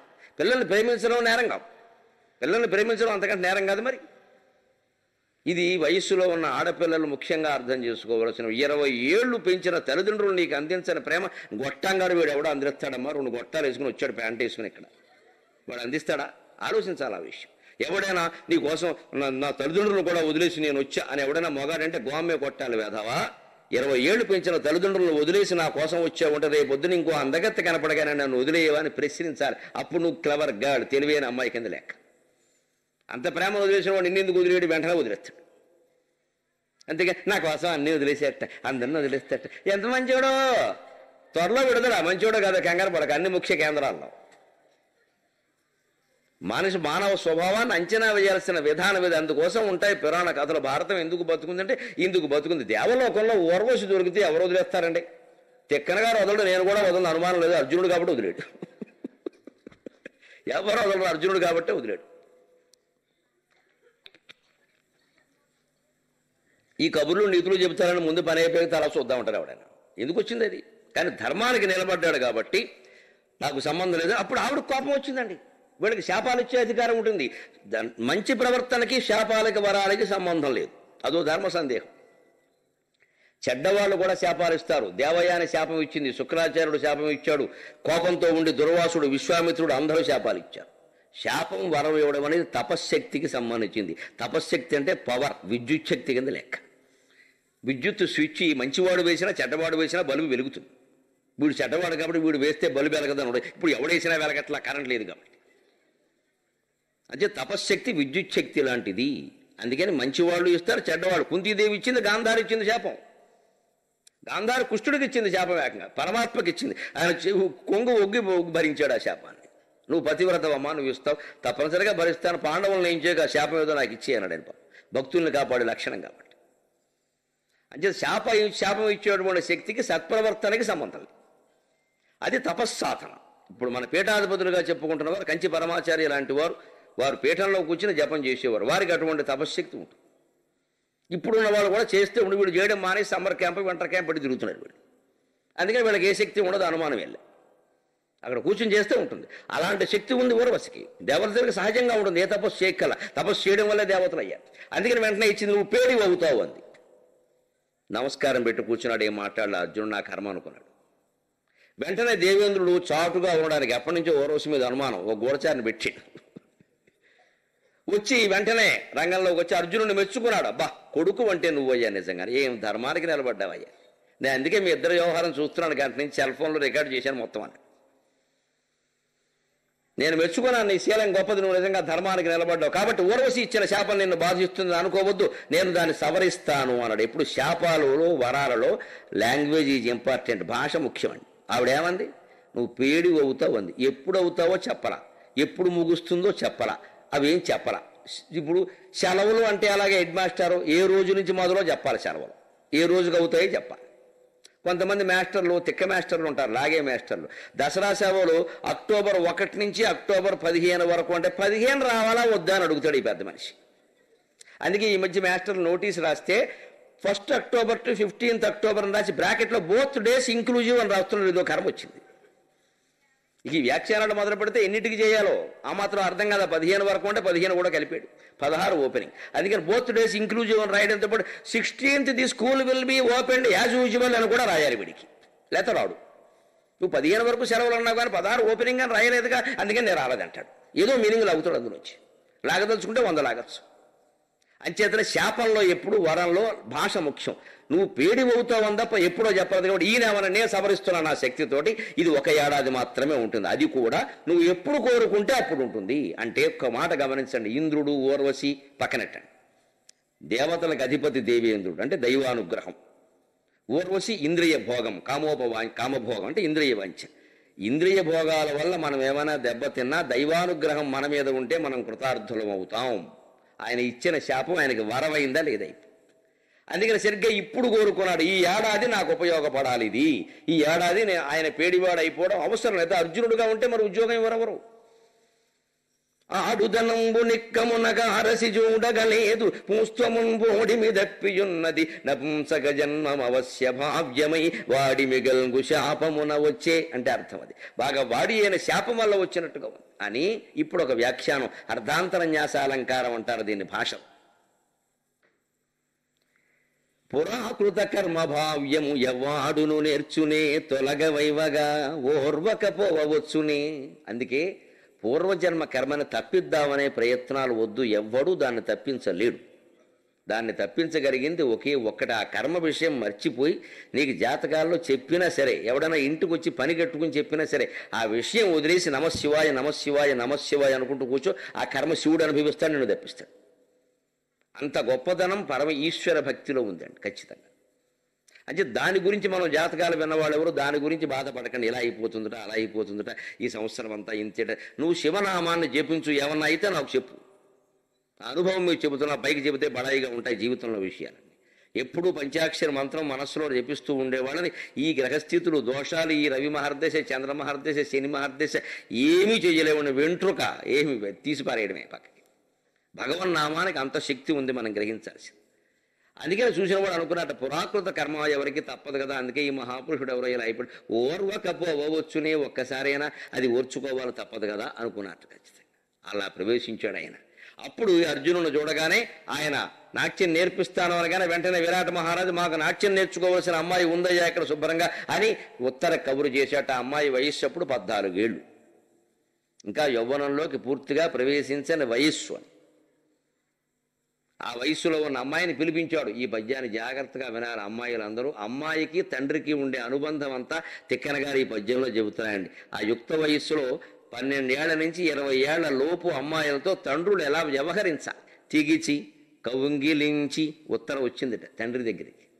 ఆ అమ్మాయిని దగ్గరికి తీసుకున్నట్టు ఒక తండ్రి ప్రేమ అనేది ఎలా ఉంటుందో పద్యంలో చెబుతున్నాడమ్మా. శారీరక స్పర్శ ద్వారా పిల్లల్ని ఎంత ప్రభావితులు చేయొచ్చో చెబుతున్నాడు ఈ పద్యంలో. తిగిచి కౌంగిలించి జగతీ వరుడు జగతీ విభుడు అక్కమలాయతాక్షి నిమ్మొగము మొగంబునం గదియమోపి. తిగిచి కౌంగిలించి జగతీ విభుడు అక్కమలాయతాక్షి నిమ్మొగము మొగంబునం గదియమోపి. కరాంగుళులన్ కపోలముల్ ఇంపుగబుడికి కరాంగుళులన్ కపోలమింపుగబుడికి పొరింబొరి అపూర్వ విలోకనవాచరించి పొరింబొరి అపూర్వ విలోకనవాచరించు పొరింబొరి అపూర్వ విలోకనమాచరించు. కప్పగు నెరిమౌళి కప్పగు నెరిమౌళిపై మృదు నకాంకుర చేష్టల జేయు నర్మిలిన్.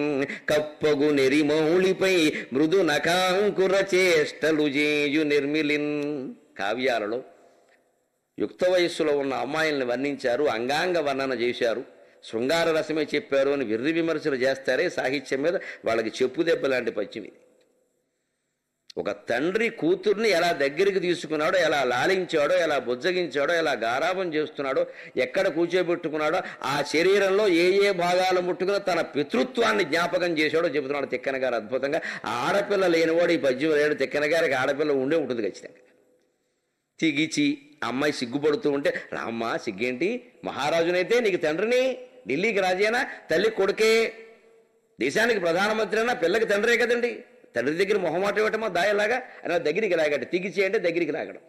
కౌంగిలించి బాగా దగ్గరికి తీసుకుని కౌరించుకున్నట్ట ఆ తండ్రి ప్రేమ వ్యక్తమయ్యేలాగా. స్పర్శ ఎప్పుడు పిల్లల మీద బాగా ప్రభావం చూపిస్తుంది. తల్లులు తండ్రులు గుర్తుపెట్టుకోవాల్సిన విషయం. 16 ఏళ్ల వరకు మన స్పర్శను విపరీతంగా కోరుకుంటారు వారు. 16 తర్వాత వేరే స్పర్శ కోరుకుంటారు, మనకు అనవసరం. అప్పుడు మనం వైరాగ్యం పెంచుకోలేక మన పని అయిపోయింది, మనం తెర వెనక్కి వెళ్ళిపోవడం. ఇంకప్పుడు తల్లి ముట్టుకున్నా తండ్రి ముట్టుకున్నా బాగుండదు. 16 దాటాక ఇప్పటికి ఇంకా నా వయసు 16 అని ఆ పాట వ్యవహారం వేరే. అందుకే ఇప్పుడు బాయ్ ఫ్రెండ్ కావాలి, వాడెవడో మెసేజ్ ఇవ్వాలి, 143 అనాలి, ఆ కూడా వేరే. కనీసం 16 ఏళ్ల వరకు ఇది కోరుకున్నప్పుడు అప్పటి వరకు తల్లిదండ్రులు ఆ స్పర్శను అందిస్తే దాని ప్రభావం జీవితాంతం ఉంటుందండి. సంసారంలో కూడా వాళ్ళు అద్భుతంగా భర్త ప్రేమను పొందగలుగుతారు. తండ్రి ప్రేమ పొందిన వాళ్ళు గుర్తుపెట్టుకోవాలి, తండ్రులందరూ ముఖ్యంగా. తండ్రితో సక్రమమైన సంబంధం కలిగిన వాళ్ళు, అనుబంధం కలిగిన వాళ్ళు భర్తతో చక్కని అనుబంధం కలిగి ఉంటారు. ఎందుకంటే వాళ్ళు తండ్రిలో రాబోయే భర్తను చూస్తారు. ఆ రాబోయే భర్తలో తండ్రిని ఊహిస్తారు. మా నాన్నలా ఉండాలి, మా నాన్నలా ఉండాలి, మా నాన్నను ఎంతో బాగా చూసుకుంటారు, మా ఆయన కూడా అలాగే చూసుకోవాలి అని ఆశ. ఎందుకు అంతకుముందు చూసిన మగాడు తండ్రి, ఇంక వేరే మగాడు వాళ్ళకి ఎవరు తెలుస్తారు? మగాడు తండ్రి ప్రధానంగా. అన్నగారు ఉన్న అంత తండ్రిలా అనిపించలేదు. తండ్రి వయస్సు వేరు, అన్నగారు వయస్సు వేరు. మన అన్నం దగ్గరికి తీసుకుంటారు. రేపు మొగుడు కూడా సరిగ్గా ఈ తిగిచి కౌంగిలించి ఈ పద్యం మీరు అన్వయించుకోండి. భార్యని భర్త కూడా ఇలా చేయొచ్చు. ఇదే మాటలు, అక్కడ కూడా ఇదే మాటలు, ఏం తేడా లేదు. కానీ ఇది తండ్రి ప్రేమ. కానీ మనస్సులో ఉండే భావన, దీన్నే అద్వైతం అంటారు. విరాట్ రాజు తన కుమార్తెను దగ్గరికి తీసుకున్నాడు, కౌంగిలించి. ఆ పని భర్త కూడా చేయొచ్చు, కనుక తండ్రి చేస్తున్నాడు. కౌంగిలించి జగతి విభుడు, రాజ్యాన్ని పరిపాలించే రాజైనా తండ్రితనం గొప్పదయ్యా నీ రాజ్యం కంటే. ఎందుకంటే రాజ్యంలో ఈవేళ మాజీ ముఖ్యమంత్రి అంటారు, మాజీ మంత్రి అంటారు, మాజీ పిసిసి చీఫ్ అంటారు. మాజీ తండ్రి అనే అవస్థ ఇంకా రాలేదు. ఆ మాట రాదు. మాజీ తల్లి, మాజీ తండ్రి మధ్యలో వస్తున్నాయి ఆ మాటలు కూడా. కానీ ఆ విషయంలో మేము చాలా అదృష్టవంతులు. మొన్న ఎవరో రాజకీయ నాయకుడు నాతో మాట్లాడుతుండో, మంత్రి పేరెందుకు కానీ మాట్లాడుతున్నాడు. ఏదో ఇవన్నీ చెప్తారండి మీరు, ఎవరు వెంటాడో మీరు శుభ్రంగా ఇంత వాక్చాతుర్యం వాళ్ళు రాజకీయాలు చేరచ్చు కదా మీరు, నా ఓట్లు బ్రహ్మాండంగా పడతాయని. నేను వెంటనే అన్నాను, నాకు మండి, నిన్ను ఎప్పుడైనా మాజీ మంత్రి అంటారయ్యా, నన్ను మాజీ అవధాని, మాజీ కవి, మాజీ పండితుడు అనరాయా, నాది ఎప్పుడు తాజా, నీది ఎప్పుడు మాజీ అని చెప్పాను మొహమాటలే. నీ బతుకే మాజీ, నా తాజా, నేను ఎప్పుడు బాజే. నీ పదవి ఇవాళ ఉంటుంది, రేపు పోతుంది. నీ మంత్రి పదవి నాకు దేనికి పని లేక, నీ ఎమ్మెల్యే చెప్పి దీనికోసం నేను జనంలోకి వెళ్ళి వాడి కాళ్ళు పెట్టుకుని వీడి కాళ్ళు పెట్టుకుని నాకు ఓటే కర్మ. నా కాళ్ళకి దండం పెట్టి వాళ్ళ కాళ్ళని నేను పట్టుకోవాలి. ఓటు కోసం వచ్చాను. ఇప్పుడు నా కాళ్ళకి దండం పెట్టి వెళ్ళిపోతున్నారు వాడు. నేను పట్టుకుంటే లేదా లేదు. నేను రాజకీయాలు చేరితే మీ అందరి ఇళ్ళకే వచ్చి మొన్న విన్నారు కదా ఉపన్యాసం, ఓట్లేయండి. ఉపన్యాసం ఓట్లక పని లేక నాకేం కర్మ. సుఖాన్ని ఉన్న ప్రాణం దుఃఖాన్ని పెట్టుకోవడం. అంతే. ఇటువంటి సలహాలు ఇవ్వక మీరు ఎప్పుడైనా మాజీలు అవుతారు, మేము ఎప్పుడు మాజీలు కామని చెప్పాను. తండ్రి ఎప్పుడు మాజీ కాడు, తల్లి ఎప్పుడు మాజీ కాడు, అన్నగారు ఎప్పుడు మాజీ కాడు, భార్య ఎప్పుడు మాజీ కాదు. సాధారణంగా విడాకుల వ్యవస్థ వచ్చాక మారింది, కానీ ఆ పిలుపులే ఉండవు. అందుకని ఆ తాజాదనం చూడండి. జగతి విభుడు, నువ్వెంత రాజువైనా తండ్రిగా నువ్వు ముందు విజయవంతం అయ్యావా లేదా, నీ కూతురు ప్రేమను పొందగలిగావా లేదా అని ప్రతి తండ్రిని ప్రశ్నిస్తున్నాడు తిక్క. కమలాయతాక్షి నిమ్మోగము మొగంపునంగదీయమో దగ్గరికి తీసుకుని ఆ మొహం దగ్గరికి చేర్చి వాసన చూశాట. దాన్ని ఆఘ్రానించడం అంటారు, మూర్కొనడం అంటారు తెలుగులో. మూర్కొనడం అంటే పిల్ల మొహం దగ్గరగా పెట్టి అలా ఆ సుగంధాన్ని ఆఘ్రానించడం. పసిపిల్లలు ఉయ్యాల్లో ఉన్న వాళ్ళ మొహానికి మీ మొహం చేర్చండి, అద్భుతమైన సుగంధం అది, పసిగంధం అంట. అద్భుతమైన సుగంధం. అసలు ఆ బొగ్గ మించి ముక్కు తీయబుద్ధి కాదు. అంత ఆనందాలు ఇంట్లో మనకు రూపాయి ఖర్చు లేకుండా వస్తుంటే వాళ్ళని ఫోటోలు తీస్తాం, వాళ్ళకి పుట్టినరోజులు చేస్తాం. వాడికి వద్దన్నా సరే కేక్ కోసి వాడు నోట్లో కుక్కేస్తాను తప్పితే వాడిని ముద్దెట్టుకునే వాళ్ళు ఏడివాడు. వాడి చేత డ్యాన్స్ ఆడిస్తాం, వాడు వెనకపోయినా ఆర్కెస్ట్రా పెడతాం అక్కడ పని లేక 50,000 ఖర్చు పెట్టి. వాడిని ముద్దెట్టుకోవాలండి, పసిపిల్లాడు ఇప్పుడు వాడిని ముద్దెట్టుకోవాలి, వాడితో తిరగాలి. వాడు కోరేది ఇది 16 ఏళ్ల పిల్ల, అంతకంటే ఏం కోరుతుంది తండ్రి నుంచి. అందుకని మొగంబునన్ను మొగము గద్ది కదియమోపి కరాంగుళ్ళను కపోలం ఇంపుగా పుడుకుని. ఈ కరాంగుళ్ళు అంటే చేతి వేళ్లతోటి అమ్మాయి బుగ్గల్ని, నా తల్లి, నా బంగారు తల్లి, నా బుజ్జి బాబాయ్ బాగున్నావా, ఎంతకాలం డ్యాన్స్ బాగా నేర్చుకుంటున్నావా అని ఇలాగ పుణకడం అంటారన్నది, బుగ్గ పుణకడం. అందుకే తెలుగులో ఒక జాతీయం ఉంది. ఈయన తండ్రి గుణాలన్నీ పుణికి పుచ్చుకున్నాడు. పుణుకులు పుచ్చుకోవడం, శనగలు పుచ్చుకోవడం. ఇది బజార్లో వేసే పుణుకులు, గారెలు, వడలు కాదు. ఇది పుణుకు పుచ్చుకోవడం ఉండదు. పుణికి పుచ్చుకోవడం అంటే ఇలా పుణికినప్పుడు గమనించిన చేతిలోకి ఏమొచ్చింది, ఏం రాలా. ఆడవాళ్ళు పిల్లల్ని ముద్దు పెట్టుకుంటారు, అలా పసిపిల్లలు వచ్చినప్పుడు ఇలా అని అంటారు. ఏమొచ్చింది చేతిలోకి, గాలి, కానీ ఏదో వచ్చింది. లేకపోతే ఎందుకు అనుభూతి కలిగింది, అది కవిత్వం. ప్రతి అనుభూతిని అక్షరాల్లో పెట్టడం కవిత్వం అండి. తిక్కన గారు సోమయాజి యజ్ఞము బ్రాహ్మణుడు అంటే అలాగ మనిషి, గొప్ప రసికుడు, ఆర్ద్రమైన మనిషి, గొప్ప తండ్రి. అందుకని పిల్ల బొగ్గలు ఇలా పుణికట్ట, పుణకగానే చేతిలోకి ఏదో వచ్చింది, లేకపోతే నువ్వెందుకు ముద్దెట్టుకుంటున్నావు. మళ్ళీ చూడండి, ఆ పుణకడం వల్ల వారు కోల్పోయింది ఏంలే. పుణకడం అంటే చెక్కేయడం కాదు, చాకెట్టి గట్టిగా పుణుకుతా అని చెక్కేయకూడదు, నెత్తురు వస్తుంది. ఇలా పుణికి ఇలా ముద్దెట్టుకున్నామంటే అక్కడేం పోలేదు, నీకేదో వచ్చింది. ఇది పుణికి పుచ్చుకోవడం అంటే తండ్రి గుణాలు కొడుకు పుణికి పుచ్చుకున్నాడు అంటే తండ్రి ఏమీ కోల్పోకుండానే కొడుకు అదనంగా ఆ గుణాలు వచ్చాయి. ఎంత ఆశ్చర్యకరం! ఈ జాతీయంలో అది ఉంది. గురువు దగ్గర నుంచి జ్ఞానాన్ని, తండ్రి దగ్గర నుంచి ఆ లక్షణాలని, తల్లి దగ్గర నుంచి ఆ సహనాన్ని పుణికి పుచ్చుకోవాలి. అంటే వారిలో వారికే నష్టం జరగకూడదు, మనం పుచ్చుకోవడం వల్ల వారికి నష్టం జరగకూడదు. గురువు దగ్గర నుంచి జ్ఞానం కూడా అంతే, పుణికి పుచ్చుకోవడం. ఇన్ని ఉపన్యాసాలు ఇచ్చినా నాకేం ఉన్నదేం పోదు, ఇంకా గట్టి పడితే మీకు వస్తుంది. దీనే పుణికి పుచ్చుకోవడం అంటారు. అంచేత కరాంగుళులన్ కపోలమింపుగబుడుకున్ పొరిన్బొరి అపూర్వ విలోకనమాచరించు. రాజకీయాల్లో పడిపోవడం వల్ల ఎప్పుడు అమ్మాయితో మాట్లాడే అవకాశాలు ఈయనకి తక్కువ. అందుకని ఒకసారిలో చూసి, నా బంగారు తల్లి 6 నెలలైందమ్మా నిన్ను చూసి అంత ఎదిగిపోయావు, ఏమిటి విచిత్రంగా ఉన్నావు అంటే అమ్మాయి కూడా ఏం నాన్నగారు ఉంటుంది. అలా తండ్రి అలా అనాలని కోరుకుంటుంది. ఆ మార్పుల్ని శరీరంలో, మనస్సులో, రూపంలో వచ్చే మార్పుల్ని గుర్తించాలి. ఆ కన్నెపిల్లకి ఆ విషయం ఉంటుంది. అందుకని తండ్రి చెప్పగానే సిగ్గుపడుతుంది కాస్త. ఎంత మారిపోయావు తల్లి, ఏమిటో 3 నెలలైందమ్మా నిన్ను చూసి, రోజు చూస్తే ఎంత బాగుంటుందో అని చక్కగా పొరిన్బొరి అపూర్వ విలోకనమాచరించు. అపూర్వ విలోకనం, పిల్లల్ని మనం ఎప్పుడు చూసినా, ఎప్పుడు ముద్దు పెట్టుకున్నా, వాళ్ళతో మాట్లాడినా అది ఖచ్చితంగా అపూర్వం. అపూర్వం అంటే ఇదివరకు లేదు, పూర్వం లేనిది అపూర్వం. ఇదివరకు లాగే మాట్లాడి, ఇదివరకు లాగే ముద్దు పెట్టుకుంటే కొత్తదనం ఉండాలి వాళ్ళకి. ఎంతసేపు పిల్లలకి ఎప్పుడు వెరైటీ కావాలి, కొత్త బొమ్మలు, కొత్త చుట్టాలు కావాలని పిల్లలు కోరుకుంటారు. ఇవాళ దౌర్భాగ్యం కొద్దీ చుట్టాలు రానమాట. ఎగ్జామ్స్ ఉన్నాయండి, డిస్టర్బ్ అవుతారు, మీరు రాకండి. వీడికి డిస్టర్బ్ మనసులో పడిపోయి ఇంకా రేపు పొద్దున్న మేనత్తారో నీకు తెలుసురా అంటే, హూ ఈజ్ దట్ మేనట్ట, మేనత్తారోడు మేనట్ట అంటాడు వాడు. ఎందుకంటే మేనత్తలు ఎప్పుడైనా మనం చూపిస్తేగా, వాళ్ళంతా డిస్టర్బెన్స్ మనకి. మన పిల్లల పరీక్షలు, వాళ్ళ మార్కులు, వాళ్ళు మూర్ఖులైపోవడమే మనకు ముఖ్యం. ఇంకా చుట్టాల కళ పక్కాల కళ. అందుకే వాళ్ళకి మానవ సంబంధాలు లేకుండా పోయి రేపు పొద్దున పెద్దలను ఎవరన్నా చూడాలమ్మా, బాధ్యత అర్థం అవ్వాలంటే, who is that at hand మామా, why should I look after them, let them go to old age home bloody fellows. ఎందుకని వాళ్ళు ఎప్పుడైనా మనం పరిచయం చేస్తే కదా. 3 ఏళ్ళు దాటకుండా పిల్లల్ని పెంచడం బద్ధకమై తీసుకెళ్ళి హాస్టల్లో బారేయగలిగింది తల్లిదండ్రులు. 30 ఏళ్ళు దాటాక వాడు మన ఓల్డేజ్ హోమ్లో బారెత్తే తప్పేమైనా ఉందా? మనం చేసిందే వాడు చేశాడు కదా. వాడిని కనీసం 10వ తరగతి దాటే వరకైనా మన దగ్గర పెంచి చదివించలేకపోతున్నామే. బద్ధకాలు వచ్చేసే మనకి. ఆ మాత్రం ఉండి పెట్టలేవు, ఆ మాత్రం వాళ్ళతో తలనొప్పి మనం పడలేకపోతుంటే వాడు ఎందుకు పడతాడంటే మనతో తలనొప్పి చదువుకుని అమెరికాకి పోయాడు, మనం తీసుకెళ్ళి ఓల్డేజ్ హోమ్లో పారేసాడు. మహారాజు అయి ఉండి కూడా ఇంతలా ఎందుకు ప్రేమిస్తున్నాడంటే, ఆ రాజ్యం కంటే నాకు మా అమ్మాయిని దగ్గరికి తీసుకోవడం, ముద్దు పెట్టుకోవడం, పుణికి పుచ్చుకోవడం ఎంత బాగుంది. ఇందులో కల్మషం లేదు కదా, రాజకీయం లేదు కదా, ప్రతిపక్షాల వారు విమర్శించరు కదా. ముఖ్యంగా ఎందుకు మీ అమ్మాయిని ఇలా చేసామని ఎవరు అనరు కదా. ఆ మానవీయమైన భావనను మనం కాపాడుకోవాలి, ఎంత పదవిలో ఉన్నా సరే. తిగిచిక ఉంగిలించి జగతీ విభుడు ఐ కమలాయతక్షి నిమ్మొగము మొగంబునన్ గదియమోపి కరంగుళులను కపోలమింపుగబొడుకున్ పొరింబొరిన పూర్వ విలోకనమాచరించు. కప్పగు నెరిమౌళిపై నల్లగా అందంగా ఉందట అమ్మాయి జుట్టు. మౌళి అంటే ఈ భాగం. ఆడపిల్లల వయస్సులో ఉన్న పిల్లలకి, వయస్సు పిల్లలకి ఆ జుట్టు ముంగురులను వస్తాయి. నాకేసి చూడకండి, మనకేం లేవు ఇక్కడ. పూర్వము లేవు, ఇప్పుడు అసలే లేవు.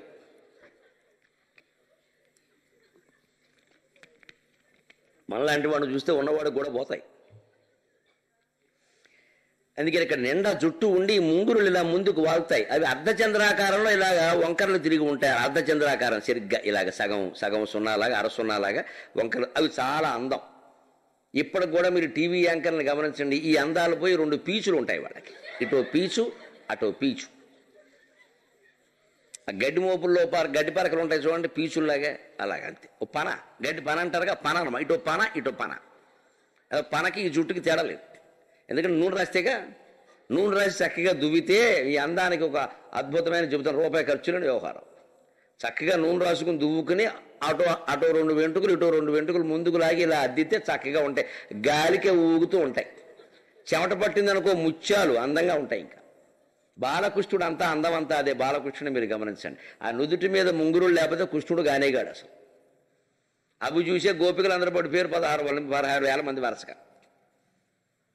అంత అందమైనటువంటి ముంగురులండి. అవి అలా ఉంటుంటే అక్కడైనా నకాంకుర చేష్టల జేజు నిర్మిలిన్ తన గోటి కొసలతోటి ఆ ముంగురులు ఇలాగా ఎంత అందంగా ఉన్నాయని పిచ్చుకోన. నాకు ఎప్పుడు కనపడలేదు. నువ్వు ఈ అందం అంతా మీ అమ్మ ఆస్వాదిస్తోంది, మీ అమ్మ అదృష్టవంతురాలు, రోజు చూస్తోంది నిన్ను, నేను చూడలేకపోయాను తల్లి.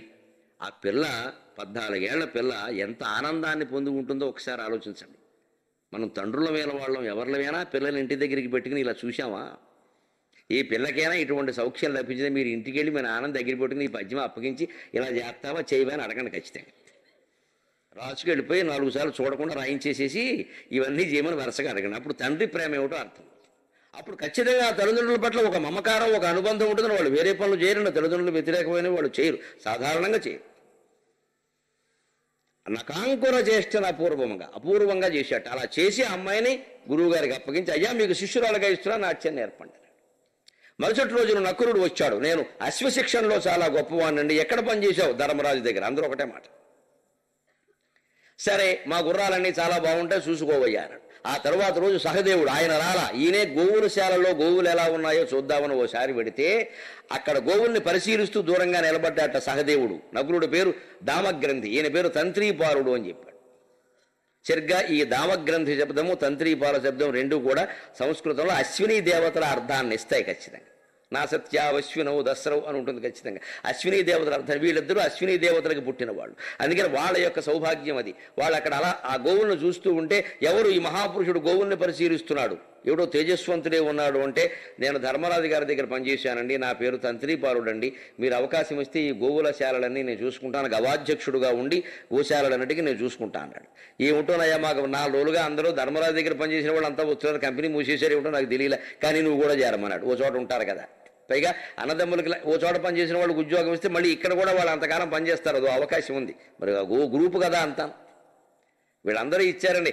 అసలు సమస్యాత్మకమైన వ్యక్తి, జగత్తులో అమిత సౌందర్యవతి ఆవిడ ప్రవేశించింది. ద్రౌపది మానిని అనేటువంటి పేరు పెట్టుకుని, మాలిని అనే పేరు పెట్టుకుని, సైరంధ్రీ జాతి స్త్రీగా నేను దాసీతనం చేస్తాను అని విరాటరాజు నగరంలో ప్రవేశించి, జననీ శివకామిని జయ శుభకారిణి విజయ రూపిణి, జననీ శివకామిని జయ శుభకారిణి విజయ రూపిణి, జననీ శివకామిని. అద్భుతమైనటువంటి పాట సావిత్రి అలా దేవాలయంలో నిలబడి పాడుతూ ఉంటే నర్తనశాల సినిమాలో ఎంతగా ఆనందించామండి. ఆ సినిమాల ద్వారా ఆ పురాణాలను జనంలోకి తీసుకెళ్లారు మహానుభావులు. ముఖ్యంగా ఎన్టీ రామారావుకి రుణపడి ఉన్నాం మనం. ఏవో కొద్దిపాటి కల్పనలు ఏవో చేసినా ఆ పురాణాలు జనంలోకి వెళ్ళాయంటే మొదటి కారణం పురాణాలు చెప్పిన పండితులు, రెండో కారణం అంతకంటే గొప్ప వ్యక్తి ఎన్టీ రామారావు. ఆ పౌరాణికాల మీద ఉండే భక్తి శ్రద్ధ, తాను ఆ పాత్రలకు సరిపోతాననే ఒక నమ్మకంతో అనేక పురాణ కథలను సినిమాలుగా తీసి జనంలోకి పంపించాడు. ఈ పాట ఎంతగా వ్యాపించిందండి. అలా నమ్మకం పెట్టుకుని ఆవిడ విరాట్ రాజ్యంలో ప్రవేశించింది కాబట్టి అమ్మవారు ఆవిడ చూసుకుంది చివరి వరకు. ఆపదలు రావని కాదు, ఆపదలు రావద్దని ఎప్పుడు భగవంతుడిని కోరకూడదు. కష్టాలు ఎదుర్కొనే ధైర్యం మనం కోరాలి. అందుకని కష్టాలు రావద్దని కోరద్దు, పిరికివాడనే మాట.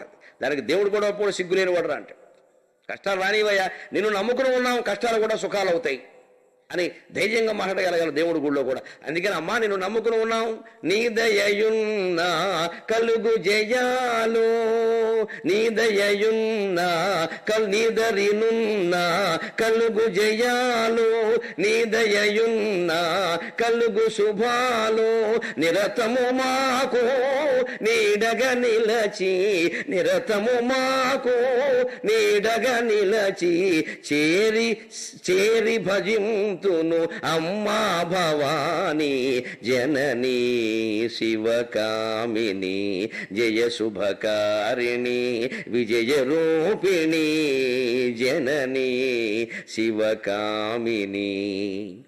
నీదర్యనున్నా తొలగు భయాలు, నీదయయున్నా కలుగు జయాలు. ఈ భావనతో మనం గుళ్ళో ప్రవేశించాలి. నువ్వు దగ్గరుంటే మాకు భయాలు ఉండవు, నీ దయ ఉంటే మాకు అన్ని జయాలై. ఇది ఖచ్చితంగా భగవంతుడి దయ మన మీద ప్రసరించేలా చేస్తుంది. అపూర్వమైన విశ్వాసం ఉన్నవాళ్ళు ఇలాంటి ప్రార్థన చేస్తారు. ద్రౌపది అటువంటి ప్రార్థన చేసింది. ఆవిడ బతుకు బంగారు తోట. అందులో గౌడన్న ముళ్ళ కంచి వచ్చింది అంటే 30 తిప్పలు అయిపోయినట్టే పడిపోయి. అందుకని వెళ్ళి విరాటరాజు నగరంలో, రాజ్యంలో, వత్స్యనగర దేశపు రాజధానిలో ఆవిడ నడుస్తూ ఉంటే మామూలు వాళ్ళు కూడా ఆశ్చర్యంగా చూస్తున్నారు. ఎవరో గంధర్వ స్త్రీలా ఉంది, కిన్నెర స్త్రీలా ఉంది, కింపురుష స్త్రీలా ఉంది, యక్ష స్త్రీలా ఉంది. సుర సిద్ధ నాగ యక్ష గరుడ గంధర్వులలో ఏ స్త్రీయో భూలోకం మీదకి దిగి వచ్చింది తప్ప మానవ కాంత ఇలా ఉండే అవకాశం లేదు అని మాసిన గొడ్డలతో ఉన్న ద్రౌపదిని చూస్తున్నారండి. ఆవిడ నిజంగా పట్టుచీర కట్టుకుంటే ఎలా ఉంటుందో మనం చూడాలి. ఇంకా ఆ చూపు ఆవిడ కాదు, మనకి అవకాశాలు అమ్మవారు ఇవ్వదలుచుకుంటే ఎవరు చూడాలో వాళ్ళే చూస్తారు, మనం ఎవరు వెనకాల పడక్కర్లేదు. అంతఃపురంలోంచి సుదేష్ణాదేవి చూసింది, చెలికెత్తిన పక్కకి పిలిచింది. ఎవరా అమ్మాయి? ఒక తేజస్సు కనపడుతోంది, ఏమిటో అలా తిరుగుతున్నారు, ఊళ్ళో వాళ్ళు కూడా విచిత్రంగా చూస్తున్నారు, వెళ్ళి నేను రమ్మనానం తీసుకురా అంది. తీసుకొచ్చింది. ఆ వస్తుంటే స్త్రీల మనస్తత్వం అండి, పక్కా పట్టుకున్నాడు. తిక్కన్న నిర్మించినటువంటి సైకో ఎనాలిసిస్టు మనస్తత్వ శాస్త్రవేత్త మరొకడు లేడండి. పిలిచింది సుదేష్ణ, గుర్తుపెట్టుకోండి మీరు. ద్రౌపది రాలేదు, పాంచాలి తనంత తానుగా రాలేదు, సుదేష్నే పిలిచింది. ఆవిడ వస్తోంది, నడిచి వస్తోంది అంతఃపురంలోకి. అంతఃపురం అంటే నేరుగా రోడ్డు మీద గట్టరగా రాజమందిరం. ఆ అంతఃపురానికి ముందు ఓ పెద్ద కారిడార్లా ఉంటుంది, నడవ అంటారు, నడవ ఉంటుంది. నడవ అంటే నడిచేది, అంతకంటే దాన్ని కారిడార్ అంటాం ఇప్పుడు. అందుకే అలా నడిచి వస్తోంది. ఇటు అటు చెలికెత్తులు ఉంటారు కదా దాసీలు వాళ్ళు. వచ్చింది. నువ్వేనా అని. ఏమిటి అపూర్వంగా ఉన్నావు, మా రాజ్యంలోకి వచ్చావు చెప్పింది. వెంటనే నేను సైరంధ్రీ జాతికి చెందిన దానిని, గట్టుమాలిన వాళ్ళు అంటారు తెలుగులో, వెళ్ళి గట్టుమాలి తెగకు చెందినటువంటి దాన్ని, సైరంధ్రీ జాతి స్త్రీని. నేను దాసీతనం చేస్తానమ్మా, మీరు అనుమతిస్తే మీకు ఇష్టసఖిగా ఉండి మీకు సేవలు చేస్తారు. సైరంధ్రీ జాతి స్త్రీలు ఏం చేస్తారంటే వాళ్ళు ఎంగిలి కంచాలతో అవ్వరు, బట్టలు అవి ఉతకరు, ఇళ్ళు అవి ఓడవరు, కేవలం మహారాణికి చేసే సేవలు మాత్రమే చేస్తారు. ఆవిడకి ఒంటికి సుగంధం రాయడం, ఆవిడకి చీర కట్టడం, రకరకాల ఆభరణాలు తొడగడం, ఆవిడకి మంచి పూల జడ వెయ్యడం, రాజుగారికి ఆకర్షించే విధంగాను అలాంటి పనులన్నీ పెళ్లి కూతుర్ని అలంకరించే పనులు లాంటివే చేస్తారు. ఆవిడ ఏదన్నా కాస్త కాఫీ తెమ్మంటే తేవడం, అక్కడ చూడడం, మళ్ళీ ఆ గ్లాసు వాళ్ళు కడగడం. ఇదంటే దాసీలలో నెంబర్ 1 గ్రేడ్ అనమాట, కేటగిరీ నెంబర్ 1. ఫస్ట్ గ్రేడ్ అంటాం కదా మనం, 4th గ్రేడ్ ఎంప్లాయీస్ కాదు, ఫస్ట్ గ్రేడ్ ఎంప్లాయీస్. ఆ స్థాయి అటువంటిది. అందుకని ఆవిడ స్థాయికి తగిన ఉద్యోగాన్ని ఆవిడ ఎన్నుకుంది. నేను నీకు మాత్రమే సేవ చేస్తా అని చెప్పి నాకు ఉద్యోగం ఇప్పించమ్మా అంది. ఇప్పించమనగానే చూడండి, రోడ్డమ్మట పెడుతుంటే ఈవిడ పిలిచిందండి పరిగెట్టుకుని.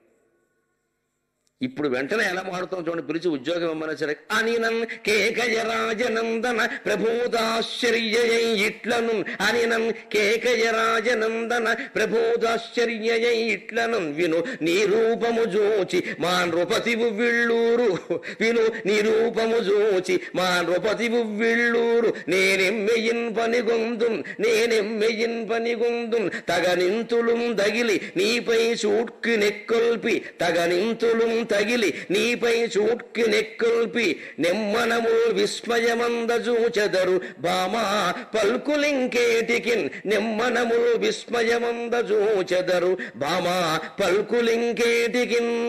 క్షణంలో మారిపోతుంది స్త్రీ మనస్సు చూడడానికి ఈ పద్యం ఉదాహరణ. నీ అంతటి నువ్వు రోడ్డమ్మడి వెళ్ళిపోతున్న మనిషిని పిలుస్తావా పని కట్టుకుని, ఉద్యోగం ఏమిటో కనుక్కుందాం, ఏమిటో కనుక్కుందాం, గొప్ప జాతి స్త్రీలా ఉంది, మానవ జాతిలో లేదని. ఆవిడ వచ్చి ఉద్యోగం అడిగేసరికి ఏముంటుందంటే, అని నన్ కేకయరాజనందన. కైక ఏ దేశంలో పుట్టిందో ఈ సుదేష్ణ ఆ దేశంలో పుట్టింది. బుద్ధి అలాంటిదని అనుకోకుండా కొంచెం తేడా ఉంది, వంకర ఈవిడికి కూడా ఉంది, వంకర బుద్ధి ఈవిడికి ఉంది. అందుకని కేకయరాజనందన, కేకయ దేశానికి చెందినటువంటి స్త్రీ ఈ అమ్మాయి, ఈ సుదేష్ణ, ఈ రాణి. ప్రభువుత ఆశ్చర్య, వాళ్ళంతా వాళ్ళు ఉద్యోగం అడిగేసరికి వెంటనే ఆశ్చర్యంగా ఉంది. నీకు ఉద్యోగం ఇవ్వాలా, నాకు పంపనే ముంచుకోవడమే. ఎందుకని విను, ఒక మాట విను. నీ రూపము చూచి మా నృపతివు విళ్ళూరు, ఇక రేపటి నుంచి మా ముసలాడికి దసరా పండుగమ్మా. అది భర్త మీద ఆవిడ కొంత అంత నమ్మకం ఉంది. నిన్ను చూశాడంటే మా రాజుగారు పడిపోవడం ఖాయం, ఇక నా సంసారం బుగ్గైనట్టే, ఇక నేను నీ కాళ్ళు అట్టుకోవాలి అని ఆవిడ మొహం మీద. ఎందుకు పిలిచావు మరి? ఇది బుద్ధి. ఎందుకు వచ్చింది తెలిసి ఈవిడ మార్పు ఆవిడ చెబుతోంది. తగనింతులు దగిలి నీపై చూట్కి నెక్కొల్పి మన్మనముల్ విస్మయమందజూచెదరు. నువ్వు వస్తుంటే నేను చూశాను, నువ్వు నడిచి వస్తుంటే మా దాసీలు, ఇష్టసకులు, చెలికెత్తులు అందరూ అపూర్వంగా చూస్తున్నారు నేను, అందువల్ల ఈవిడ బుద్ధి మారిందండి. ఇది చాంచల్యం. పిలిచేటప్పుడేమో చక్కగా ప్లెయిన్ హార్ట్, నిష్కల్మషం, ప్లెయిన్ దోశే, ఇప్పుడు మసాలా దోశ, ఇక ముందు ఆనియన్ దోశ, ఇక మొత్తం బయటికి దోశే. ఇది బుద్ధి. అందుకని చాంచల్యం అన్నారు. ఎందుకు పిలిచావు? మర్యాద ఉందా లేదా? నీ చెలికెత్తులు ఎవరో అపూర్వంగా ఆవిడ సౌందర్యాన్ని చూస్తే అది అనర్హత, అర్హత, అది ఆవిడ నేరమా అంటే లోకంలో అందంగా ఉండడం ఒక్కో స్త్రీకి శాపం అండి. అందుకే మన ధర్మశాస్త్రాల్లో వాళ్ళకి సంఖ్యల్లో బంధాలు ఏదో నియమాలు వాళ్ళనే పెట్టుకోమన్నారు, లోకం పెట్టాలి. డీజీపీ గారు అనేక రకాల అత్యాచారాలు నేరాలు జరగడానికి ఆడవాళ్ల వేషధారణ కూడా ఒక కారణం. కాస్త జాగ్రత్తగా ఉండంటే కొంపలు అంటుకుపోయినట్టు గోలు చేశారనుకునే సంఘాల వాళ్ళు. ఆయన చెబుతాడా తక్షణం క్షమాపణ చెప్పను, మహిళలందరినీ అవమానించాడు. అబ్బా, ఒక తండ్రి లాంటి వాడు రాష్ట్రం మొత్తం మీద పోలీసు అధికారి ఆ మాట చెప్పకూడదండి? నిజంగా ఇవాళ వేషాలు ఎలా ఉన్నా మీకు మళ్ళీ అమ్మాయిలు అందరూ ఉంటే మాకెందుకు కలుగుతాయమ్మా వెర్రి కోరికలు? అందరూ అలా ఉంటేగా జీన్స్ వేసి టీషర్ట్ వేసి పైన ఏమీ లేకుండా బయట ఎగ కొట్టేశారు ఎంత శుభ్రంగా పెట్టుకెళ్ళి, పైగా ప్రదర్శించుకుంటూ తిరగడం. రైళ్లలో చూస్తున్నాం కర్మకాలిపోయి. మేము తప్పుకోవాలి, వాళ్ళు తప్పుకోవట్లేదండి. అది ఉన్నదే ఇంత సొంత అక్కడ. నాబోటిగాడు పెద్ద వయసు వాడు 50 ఏళ్ళ వాడు ఉంటే మనం గుద్దుకెళ్ళిపోవడం వాళ్ళకి ఇష్టం అండి. అసలు రాసుకెళ్ళిపోవడం వాళ్ళకి ఇష్టం. They want it. నాకు బాధ కలిగి మాడుతున్నానమ్మా నేను తండ్రిని. ఎక్కడ వాడు తప్పుకోమా. ఎందుకంటే తప్పుకోవడం అంటే నువ్వు రాసుకోవడం నాకు ఇష్టం, నేనే వదిలేసుకున్నా, నీకెందుకు భ్రమ, మగాడమేయండి. ఇలా ఉన్నారు ఇప్పుడు వేళ. ఈ చదువులు, ఈ టీవీలు, ఈ సినిమాలు వీళ్ళకి నేర్పుతున్న సంస్కారం ఇది. ఇదివరకు అసలు మొగాళ్ళు ఇలా కనపడ్డారంటే పక్కెళ్ళిపోయావు. ఇంకా మొగాడు కొంచెం భ్రమపడేవాడు. ఇప్పుడు ఆడాళ్ళే ముందుకు వస్తున్నారు. వచ్చి నాకు లేదు నీకెందుకు అన్నట్టుగా అడ్డంగా ఉంటున్నారు కదా అక్కడి నుంచి. అవి ఎలా అంటే సినిమాలలో కనపడుతున్నాయి. అలాంటి వాళ్ళు హీరోయిన్లుగా ఉన్నారు ఇవాళ. ఇదివరకు జ్యోతిలక్ష్మి, జయమాలిని అని వాంప్ క్యారెక్టర్లు, విజయలలిత కొన్ని పాత్రలు ఉండేవి. వాళ్ళు వేసేవారు అవన్నీ, ఈ డ్రామాలు ఇవన్నీ, ఈ ఐటెమ్ సాంగ్స్ అని వాళ్ళు వేసేవారు. ఇప్పుడు అలాంటి పాత్రలు లేవు అసలు. జ్యోతిలక్ష్మి చూపించారు ఇప్పుడు జయమాలి. ఎందుకని హీరోయిన్లు అందరూ జ్యోతిలక్ష్మిలే, అందరూ జయమాలినులే, అందరూ విజయలలితలే. గొడవ ఉంది. ఇంకా ఏమైనా ఉంటేగా పైన పీలిక కింద పీలిక. గుడ్డేది అసలు ఒంటి మీద బట్ట ఉంటే కదా, పైన పీలిక కింద పీలిక. ఇది వేసుకుని తిరుగుతూ ఉంటే ఇక మళ్ళీ జ్యోతిలక్ష్మి పాత్ర ప్రత్యేకంగా అవసరం లేదు. ఆ ఎల్లాలకి నమస్కారం. సినిమా రంగాన్ని ఎలింది కొంతకాలం. ఎందుకంటే హీరోయిన్లే ఇలా ఉన్నారు. ఇప్పుడు అనుసరించే అమ్మాయిలు ఏం చేస్తారు? హీరోయిన్ని ఖచ్చితంగా అనుసరిస్తారు అమ్మాయిలు. వాళ్ళ తప్పు లేదు, ఆ వయస్సు అటువంటిది.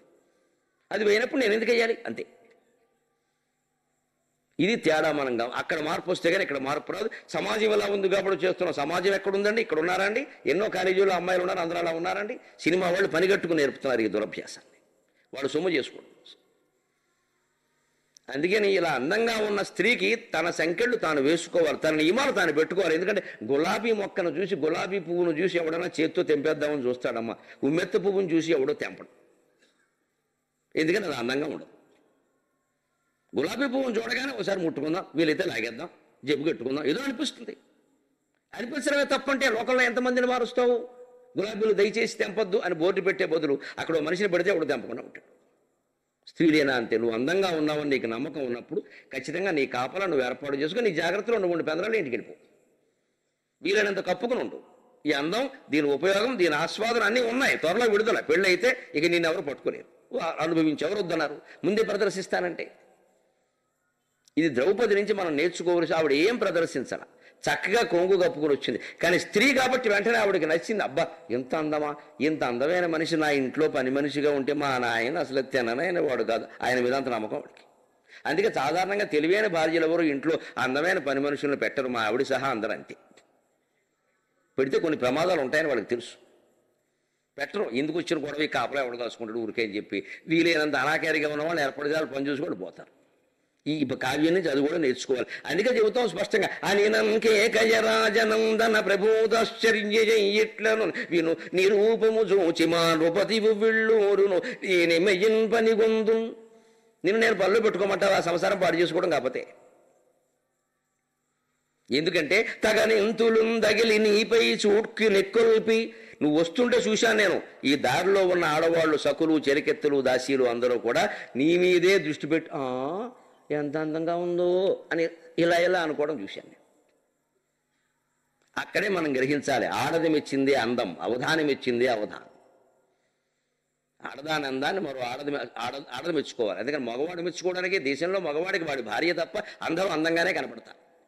వాడు వెంటనే మెచ్చుకుంటాడు, భార్యను మెచ్చుకోడు. కానీ పరస్త్రీలను మెచ్చుకోవడంలో మనం అంతా ముందే.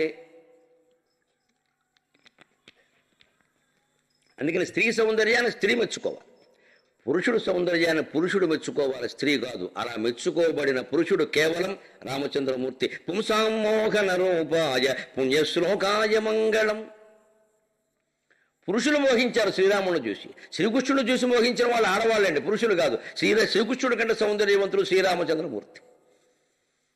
ఇంకా అందమైంది, అందాల రాముడు అన్నారు. అందుకే ఆ అందాల రాముడు ఎంత అందాల వాడు. శరభంగ మోగించిన పురుషులు మన పోటీగాళ్ళు కాదు, మనకేవో వెనుకోరికి నడిచి. శరభంగ మహర్షి, సుతీక్ష్ణ మహర్షి, ఏడు మొత్తం జీవితం అంతా అయిపోయి తపస్సులు చేసి అగ్ని ప్రవేశానికి సిద్ధంగా ఉన్నవాళ్ళు అడవిలోకి వచ్చిన రాముణ్ణి, చక్రవర్తి రాముణ్ణి కాదు, ఇంకా శ్రీరామరాజ్యంలో రాముణ్ణి కాదు, అడవిలో ఉన్న రాముణ్ణి, అడవి రాముణ్ణి, ట్యాక్సీ రాముణ్ణి, డ్రైవర్ రాముణ్ణి, ఒక రకంగా అడవి రాముడిని చూసి ఆయన పంచి కట్టుకున్న నారసేన గోరసెంచి ఒక రకంగా చెప్పాలి. గోరసెంచి కట్టుకున్న రాముడు అంత అందంగా ఉంటే కిరీటం పెట్టుకున్న రాముడు ఎంత అందంగా ఉంటాడండి. అది పుంసామోహన రూపాయ. మునులు సైతం వ్యామోహంలో పడ్డవాడు. మునులు అన్ని కోరికలు త్యజించిన వాళ్ళు. వాళ్ళు ఏవో మోక్షమో గేక్షమో మాకు తెలియదు, అనవసరంగా త్యజించు, ఈ ఒక్క మనిషితో కాపురం చేయాలి ఒక ఏడాది అనుకున్నారు. అంత సౌందర్యం ఉండి రామచంద్రమూర్తి. సీతాదేవి అదృష్టం ఆవిడికి దక్కడం. అందుకని పురుషులను మెచ్చుకోవడం, స్త్రీలను మెచ్చుకోవడం సమస్య కాదయ్యా. స్త్రీ మెచ్చుకున్న సౌందర్యం అమ్మా నీది. మా అమ్మాయిలు, మా ఇంట్లో ఉండే దాసీలు చెరికెత్తులు ఆశ్చర్యపోతారు.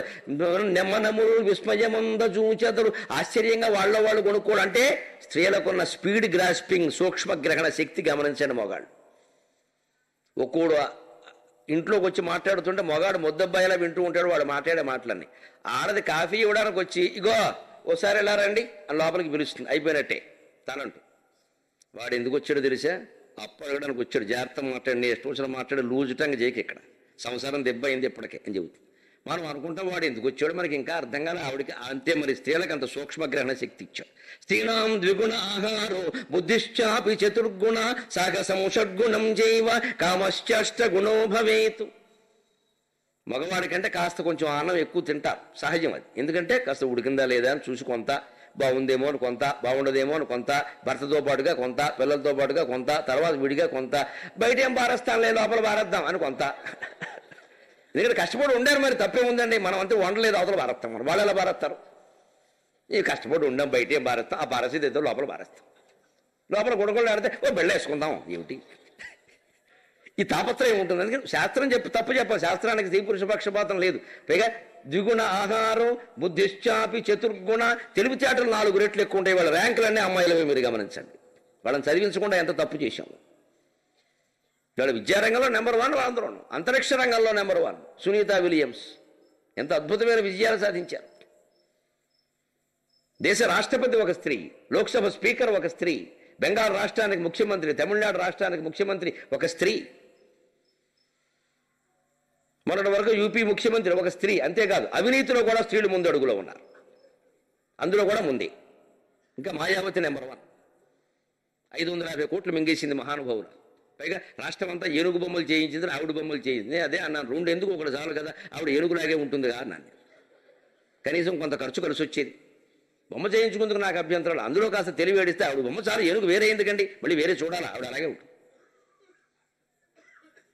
ఇలాంటి వాళ్ళు ఉన్నారు స్త్రీలో. ఎందుకంటే అభివృద్ధి దేనికి దారితీస్తుందో గమనించండి. అభివృద్ధి చెందలా అంటాం మనం, చెందాక మనం చేసేది అవినీతే.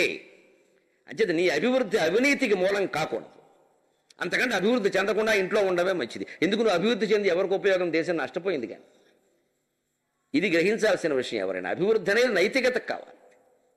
ఇక్కడ చూడండి, నువ్వు మంచిదానివే కావచ్చమ్మా, నీ సౌందర్యం మంచిది కాదు, అందరూ చూసి మోసపోతారు. మా ఆయన మీదే నాకు నమ్మకం తక్కువ, ఉందా ముసలాడు ఏం చేస్తాడో తెలియదు. ఇక్కడ రాజుగారు కదా, మరి నీ బుద్ధి ఎలా ఉంటుందో ఏమో, ఈవిడెవరో తెలియదు కదా విషయం. ఆవిడ మహాసాధ్యమైన విషయం ఆవిడకేం తెలుసు, ఈవిడ వంకర బుద్ధి కావచ్చు అని అనుమానాలండి. అందుకని భామా పలుకులింకేటికిన్, ఎందుకమ్మా అనవసరపు మాటలు అంటే, క్షణంలో ఉద్యోగం ఇస్తానన్న ఆవిడ క్షణంలో ఇవ్వకుండా పోయిందండి. ఇది మనస్తత్వం, అందుకే చేయించాలమన్నారు. కానీ ద్రౌపది వెంటనే చెప్పింది, అమ్మ పిలిపించావు, అన్నం పెడతానని పిలిపించి పెట్టకుండా పంపిస్తే ఆకలి గడుపుతో బయటికి వెళ్ళి ఎంత బాధపడతారు. అందుకని నీకు నేను ఒక అభయం ఇస్తాను, నా వల్ల అంతఃపురంలో కానీ పురంలో కానీ ఏ సమస్యలు రాకుండా నేను చూసుకుంటా. నాకు 5 భర్తలు ఉన్నారు, 5 గంధర్వులు. వాళ్ళు ఎప్పుడూ నన్ను రహస్యంగా కాపలా కాస్తూ ఉంటారు, నా రక్షణ బాధ్యత వహిస్తారు. అంచేత నా జోలికి ఎవడన్నా వస్తే పచ్చడైపోవడం ఖాయం. ఇది కథకి నాంది.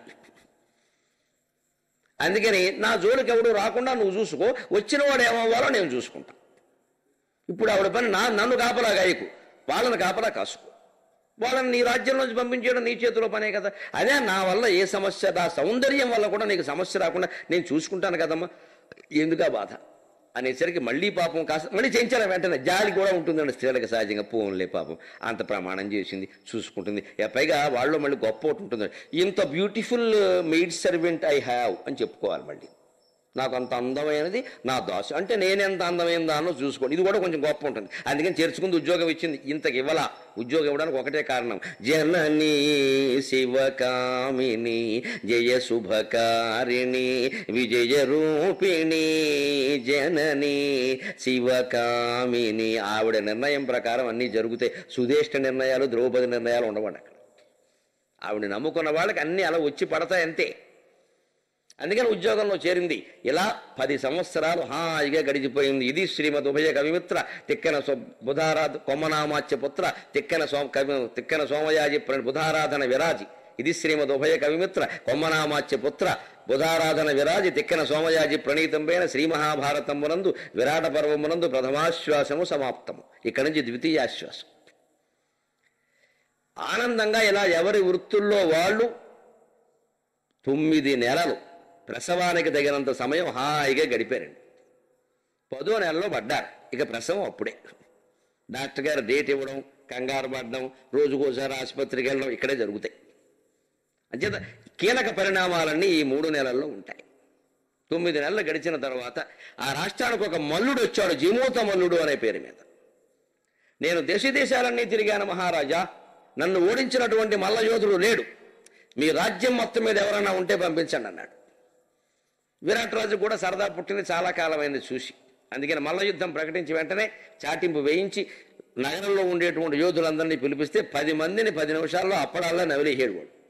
ఒకటికి తొడ వెనక్కొట్టి, ఒకటికి మెడ వెనక్కొట్టి ప్రాణాలతో వదిలిపెట్టినందుకు సంతోషించాడు. ఎప్పుడు వీడు జయించేవాడు లేడు. అప్పుడు ఇక వీడు విజృంభించాడు, మహారాజా ఇంకెవరన్నా ఉన్నారా అంటే ఆయనే చచ్చాడు విరాటరాజు పని ఇప్పుడు. అందుకని ఆవో అంటున్నాడు, లోకు కొట్టేసాడండి, నువ్వేరా అన్నాడు. అంటే ఆయనకి వెంటనే చెమట పట్టేసింది, సర్వాంగాలు తలసినంత పని.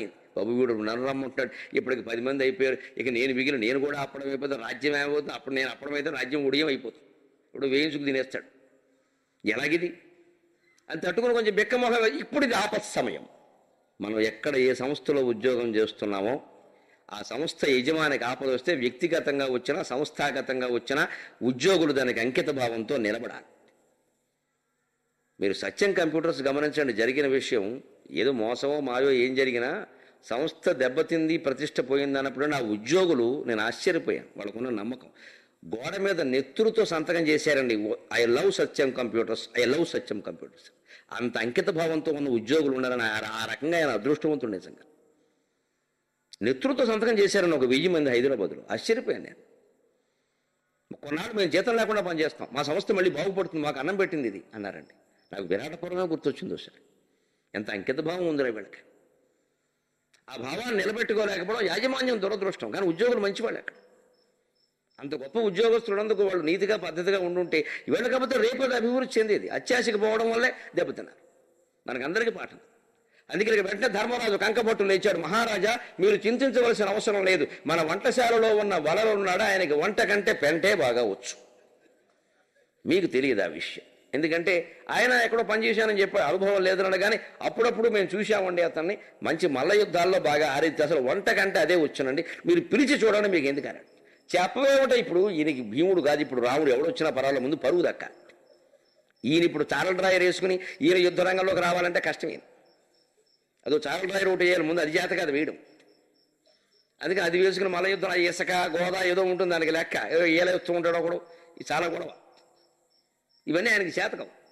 అందుకని బాబు సరే వంట వాడిని చారల డ్రాయర్ వేసుకుని వాడిని రమ్మను, వాడి సంగతి తేలిక చూద్దాం, మీకు ఎందుకంటే వాడు వస్తే వీడి పని అయిపోయినట్టే. అంటే భీముడు కూడా అస్తమాను పప్పు సాంబారు చేసి చేసి విసుగొచ్చింది వాడి ప్రాణానికి. మాంసాహారం కూడా ఉండేది ఎక్కడ, ఆయన ఏమిటి బాగుంది వంట చేసుకుని చెడ్డు తిప్పుకుండి ఇది పెట్టి అవన్నీ కొట్టడానికి కూడా లేదు ఇక్కడ, ఎవడు రావట్లేదు. ఎందుకంటే వాడి కింద ఉండేవాడు కూడా వాడికి భయపడి పనిచేస్తున్నాడు, ఎవడైనా క్రమశిక్షణ లేకుండా ఉంటే ఒకరిని కొట్టేవాడు. ఆ రకంగా కొంత సరదా తీరేది. అందుకని వాడు ఐసర్ వద్దా దగ్గరికి వెళ్తే ఒకరు దొరికారు రా, వీడి పప్పులో కప్పడం వీడే. ఎవరు లేడు చూస్తున్నా 9 నెలలు అయిపోయింది కొట్టి. వాడికి ఎక్సర్సైజ్ కావాలని రోజు. ధీరోద్ధత నాయకుడు అంటే అదే. కథలో అలాంటి వాడు ఉండాలి, జీవితంలో కూడా అలాంటి రక్షణ ఒకటి ఉండాలి, మనకి ఉండాలి. మన కోసం ఆ పాటు పడేవాడు ఉండాలి. వాడు ఉంటేనే మనం గట్టిగా ఉండాలి. అయ్యగారిని ఏమన్నా తోలు తీస్తా అనేవాడు ఒకడు ఉండాలండి. వాడిని మనం కంట్రోల్ చేయదు, వాడు ఉండాలి అలాగా అంతే. మనకి వెనకాల కాపు గాయాలు వాడు చూసుకుంటాడు మిగిలింది. అందుకని ఆయన వచ్చాడు వెంటనే. ఇద్దరికి మల్ల యుద్ధం ప్రకటించారు. అరగంట సేపు ఘోరాతి ఘోరంగా బాగా బాగి కచా కచి ముష్టా ముష్టి ఘనా ఘని యుద్ధం జరిగింది. జుట్టు పట్టుకున్నారు, బాహువులు బెనవేసుకున్నారు, పిడికిళ్ళు బిగించుకున్నారు. మల్ల యుద్ధ నియమాల ప్రకారం యుద్ధం చేసేసరికి కొంచెం కాస్త బలహీన పడ్డాడు జీమోత్తమలుడు. ఆ సమయం చూడన కత్సయమరబట్టి కాళ్ళును చేతులు రేల మత్త గజములీల మెరయ ముష్టి బలువు నెరయ మత్త గజములీల మెరయ ముష్టి బలువు నెరయ మత్త గజములీల మెరయ ముష్టి బరువు నెలయ ముక్కున వాతను నెత్తురొలక మల్లు నెత్తివైచే. శ్రీమద్ రమారమణ గోవిందో హరి. ఒక దెబ్బ ఏడుగు. భీముడు స్టైల్ ఒకటి ఉందండి మనుషులను చంపడంలో. అరణ్యవాసంలో కూడా ఉంటుంది. కిమ్మీరుణ్ణి వాడు హిడింబాసురుణ్ణి చంపుతాడే, చేసినంతసేపు యుద్ధం చేస్తాడు. ఆయనకి తిక్కరేగి వీడిని చంపేయాలనుకున్నప్పుడు ఈ పీక దగ్గర చెయ్యడతాడు, ఇలాగా తొడ దగ్గర చెయ్యడతాడు, పైకి లేపుతాడు, కటకట కటకట కటకట కటకట అని తిప్పుతాడు, ఇటు దెబ్బకి నేలలేసి కొడతాడు. అది హిజ్ ఓన్ స్టైల్, తమదైన శైలిలో అని పత్రికల వారు రాస్తూ ఉంటారు. పోలీసులు తమదైన శైలిలో విచారించారు అంటారు. అంటే అర్థమేంటి? లోపలికి చెదపొడిచారు అర్థం. అదంతా రాస్తే బాగుంటుందని పత్రికల వారు బాగోలేదు నవ్వుకుంటా. తమదైన శైలిలో విచారించారంటాడు. అలాగే భీముడు శైలికి భారతం చదివి భక్తి టీవీలో చెప్పి నేను పేరు పెట్టా, కంటకటి గిరగిర అని. కంఠం దగ్గర వచ్చేయి, కటి భాగం దగ్గర వచ్చేయి, గిరగిర తిప్పుతాడు ఇలాగ. నన్నయ్య గారు ఇంకా బాగా వర్ణిస్తాడు. జరాసంధ యుద్ధంలో ఆదిపర్వంలో వస్తుంది. వాత తవ అని ప్రయోగిస్తారు ఇక్కడ. అంటే వాత అంటే ఇటు, తవ అంటే ఇటు, శబ్దాన్ని తిరగేస్తాడు. శబ్దశాస్త్రుడు నన్నయ్య. శబ్దశాస్త్రం శబ్దంతో భీముడు యుద్ధాన్ని స్ఫురింపజేస్తాడు ఆయన. వాత అంటే ఇలా తిప్పాట, తవ అన్నట్టు అంటే అక్షరం తిరగబడింది అంటే ఇలా తిప్పాడు, మళ్ళీ ఇలా తిప్పాడు. వాడికి నెత్తురు పడదు మరి. అది భీముడు యొక్క సహజమైన శైలి. కిమ్మీరుణ్ణి అలాగే చంపాడు, జరాసంధుడిని అలాగే చంపాడు, హిడింబాసురుణ్ణి అలాగే చంపాడు, బకాసురుణ్ణి అలాగే చెప్పాడు. వీడిని వేరుగా ఎందుకు చెబుతాడు లెక్క. అందుకని కత్స ఎమరబట్టి, ఈ కంఠ భాగం దగ్గర ఉండే ప్రదేశం కత్స అంటారు. అక్కడ దాన్ని అలా పట్టుకుని కేలును ఇలా ముందు లేపెట్టి ఇలాగ ఎడం చేత్తో పీక దగ్గర పట్టుకుని పైకి లేపితే కాళ్ళును చేతులు వేల గిలగలాడిపోయి ఇలా కొట్టుకుంటాడు. కాళ్ళు చేతులు వేలాడుతుంటాయి. అప్పుడు మత్త గజములీల మెరయ తొండంతో మనిషిని పట్టుకుని విసిరేసేటువంటి ఏనుగులా కనబడ్డట ఈ భీముడు ఒక్కసారిగా. మత్త గజములీల మెరయ ముష్టి బలువు నెరయ. ఆ ముష్టి అంటే పిడికిలి. ఆ పిడికిలు బలంగా పట్టుకుంటే వాడు అంటాడు. వాడు ఇంక మాట రావట్లే బయటికి వాడికి. ఎందుకంటే పీక నొక్కేస్తున్నాడు. అప్పటికి అయిపోయింది ప్రాణం ఊరికే. ఇంక గిరగిర తెప్పడం అంటే విన్యాసం కోసం అంతే. ఈయన కాస్త ఆయాసం తీరాలి కదా. ఒక స్టైల్లో చంపకపోతే మరి చేతులు తీర తీరద్దు. ఎంతసేపు పప్పులు ఉప్పు కలపడమేనా వంట అంటే. వీడిని తీసుకెళ్ళి యమలోకంలో కలపద్దు. అందుకని ముష్టి బలువు నెరయ ముక్కున వాతను నెత్తురొలక. ముక్కు అంటే ముక్కు, వాత అంటే నోరు, వాయి నోరండి. వాయి నోరు, వాత అంటే నోట్లు. నోట్లోంచి నెత్తురు పడే విధంగా అప్పుడు ఈ చెయ్యిని ఇలా మార్చి ఈ కటిభాగం ఎలా ఎత్తి గిరగిర తిప్పి నేలకేసి కొట్టేట్టు. దెబ్బకి ఇంకా వాడు ప్రాణావశిష్ఠుడే ఉన్నాడు కానీ ఇంకో అరగంటలో పోయాడు.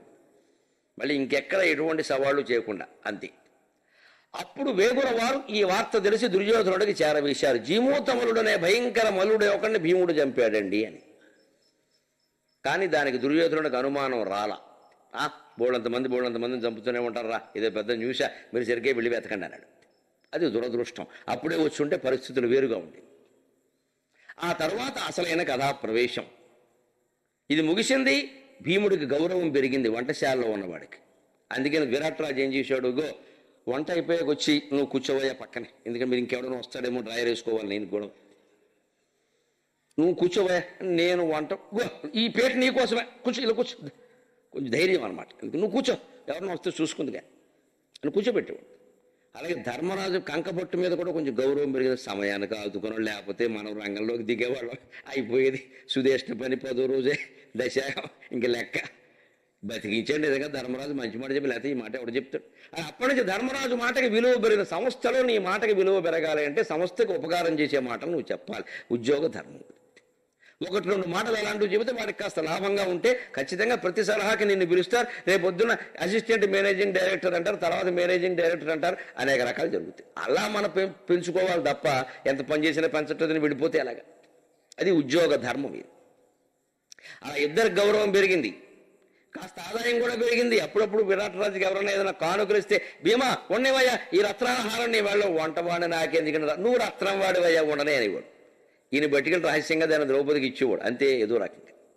అలా మొత్తం మీద ఆదాయం పెరిగింది, గౌరవం పెరిగింది, ఆనందం కూడా పెరిగింది. లెక్కలు వేసుకుంటూనే ఉన్నారు. కౌంట్ డౌన్ అంటారే, ఇంకా 90 రోజులు, ఇంకా 89, ఇంకా 88, ఇంకా 87 అని లెక్కలు వేస్తున్నాడు. అక్కడ యమధర్మరాజు ఇంకోటికి లెక్క రాస్తున్నాడు, కౌంట్ డౌన్. వాడు పాత్ర ప్రవేశించాడు. నర్తనశాల సినిమాలో ఎస్వి రంగారావు గారు ప్రవేశించారు. సింహబలుడు అని ఆ విరాట రాజ్యానికి రాజుగారి బావమరిది సుదేష్ణకి సోదరుడు. ఈ సుదేష్ణ కీచకుడు ఇద్దరు కూడా సూత కులానికి చెందిన వాళ్ళు. పూర్తిగా క్షత్రియ కులం కాదు. క్షత్రియ కులం పురుషుడు వైశ్య కులం స్త్రీని పెళ్లి చేసుకుంటే దాన్ని అనులోమ వివాహం అంటారు. క్షత్రియ స్త్రీ, క్షత్రియ పురుషుడు, వైశ్య స్త్రీ అనులోమ వివాహం అంట. అటువంటి వివాహాలు జరిగితే పూర్వం కూడా జరిగేవి. జరగాలి ధర్మం అని కాదు, జరిగేవి. ధర్మం ప్రకారమే అన్నీ జరుగుతాయి అంతే. చట్టం ప్రకారం సందర్భాలు మారు. సందర్భాన్ని బట్టి చట్టాన్ని సవరించుకుని అన్వయం చేయాలి. శాస్త్రం అంతా అక్కడే ఉంటుంది. ఇలా జరగకూడదనే పద్ధతి కానీ చేసుకుంటారుగా, అన్ని వీళ్ళని అడిగి చేసుకోరుగా. క్షత్రియ పురుషుడు వైశ్య స్త్రీని పెళ్లి చేసుకుంటే ఆ పుట్టిన పిల్లలు ఏం చేయాలంటే వాళ్ళని సూత కులం అనేవారు. వాళ్ళు రథాలు తయారు చేసుకోవాలి, రథానికి సారథ్యం చేసుకోవాలి, అలాగే వంట పని చేసుకుని బతకాలి. ఈ 3 రకాల వృత్తులు కేటాయించారు. అందులో ఈ కీచకుడు కీచకుడు తల్లిదండ్రులు, ఆవిడ వైశ్య స్త్రీ, ఈయన క్షత్రియ పురుషుడు. సుదేష్ణ, కీచకుడు, వీళ్ళు మొత్తం 108 మంది, 106 మంది అండి. వీళ్ళు 106. ఇందులో కీచక ముఖ్యుడు అంటారు, పెద్దవాడు వీడు. వీడికి సోదరుడు 105 మంది ఉన్నారు లెక్క, వైకుంఠపాడిలో గడువులాగా. ఇందులో పెద్దవాడు కీచకుడు. ఈయనకి చెల్లెలు సుదేష్ణ, అప్పగారు కాదు. ఏదో కావ్యంలో ఉన్న సినిమాల్లో అక్క అంటారు కానీ చెల్లెలు. నిజానికి కీచకుడు కంటే చిన్నదావిడ. అందుకని తన చెల్లెలు కాబట్టి ఈ రాజ్యానికి అండగా ఉంటున్నాడు ఆయన వేరే రాజ్యం కోరుకోలేదు. ఆయనకి స్త్రీ వ్యామోహం ఉంది తప్పితే పదవీ వ్యామోహాలు అంతగా లేవు. ఒక్కోడికి ఒక్కో రకం. రావణాసురుడు రకం వీడు అంతకంటే ఉంది. దుర్యోధనుడికేమో స్త్రీ వ్యామోహం లేదు, పదవీ వ్యామోహం ఉంది. నాశనం అవడానికి ఏదైనా ఒకటే. దానికి ఏ రాయి అయితే పళ్ళు కొట్టుకోవడానికి వాడుకో రాయి, వీడుకో రాయి బారేశాడు భగవంతుడు. వీడికి ఈ వ్యామోహం ఉంది. అందుకని ఎప్పుడైనా ఎవరైనా ఆడవాళ్ళు కనపడితే శుభ్రంగా ఉపయోగించుకుంటాడు, మిగిలినవన్నీ పట్టించుకోడు. విరాటరాజు గారికి శుభ్రంగా కప్పాలు చెల్లిస్తూ ఉంటే మహారాజులు చూస్తూ ఉంటాడు, సామంతరాజులు అందరినీ తీసుకొచ్చి దండాలు పెట్టిస్తూ ఉంటాడు. ఈయన కూడా ఆయన సౌఖ్యాలన్నీ చూస్తున్నాడు. ఆయన మాటకి రాజ్యంలో ఎదురు లేదు. అటువంటి సింహబలుడు చూడడానికి వచ్చాడు. సోదరి సోదరి సుదేష్ణ, మనం కూడా సినిమా భాషలో అక్క అనే అందం కాస్త బాగుంటుంది. అందుకని అక్కయ్య బాగున్నావా అని చూడడానికి వచ్చాడు. ఆ మందిరానికి వెడుతూ ఉంటేనే ఆ మందిరంలోనే ఒక మూల పుష్పాలు అల్లుతూ దండగా తయారు చేస్తున్నటువంటి మాలిని చూశాడు. అక్కజమైన చెల్వమున ఆత్మకు వ్రేగజి పొంచు పొంతిపై నెక్కొను చోట్కి క్రమ్మరుపనేరక ఊరక. అక్కజమైన చెల్వమున ఆత్మకు వ్రేగజి పొల్చు పొల్తిపై నెక్కను చూట్కి క్రమ్మరుపనేరక ఉరకనిచే. అక్కజమైన ఆత్మకు వ్రేగజి పొల్చు పొల్తిపై నెక్కును చూట్కి క్రమ్మరుపనేరక ఉరకనిచే. కాముచే జిక్కిన నెమ్మనంబు తగ కీడ్పడు మానము. కాముచే జిక్కిన నెమ్మనంబు తగ కీడ్పడు మానము. చేష్టితంబులం దక్కిన అంగముల్ తలకు ధైర్యమునై అతడప్పుడయ్యడన్.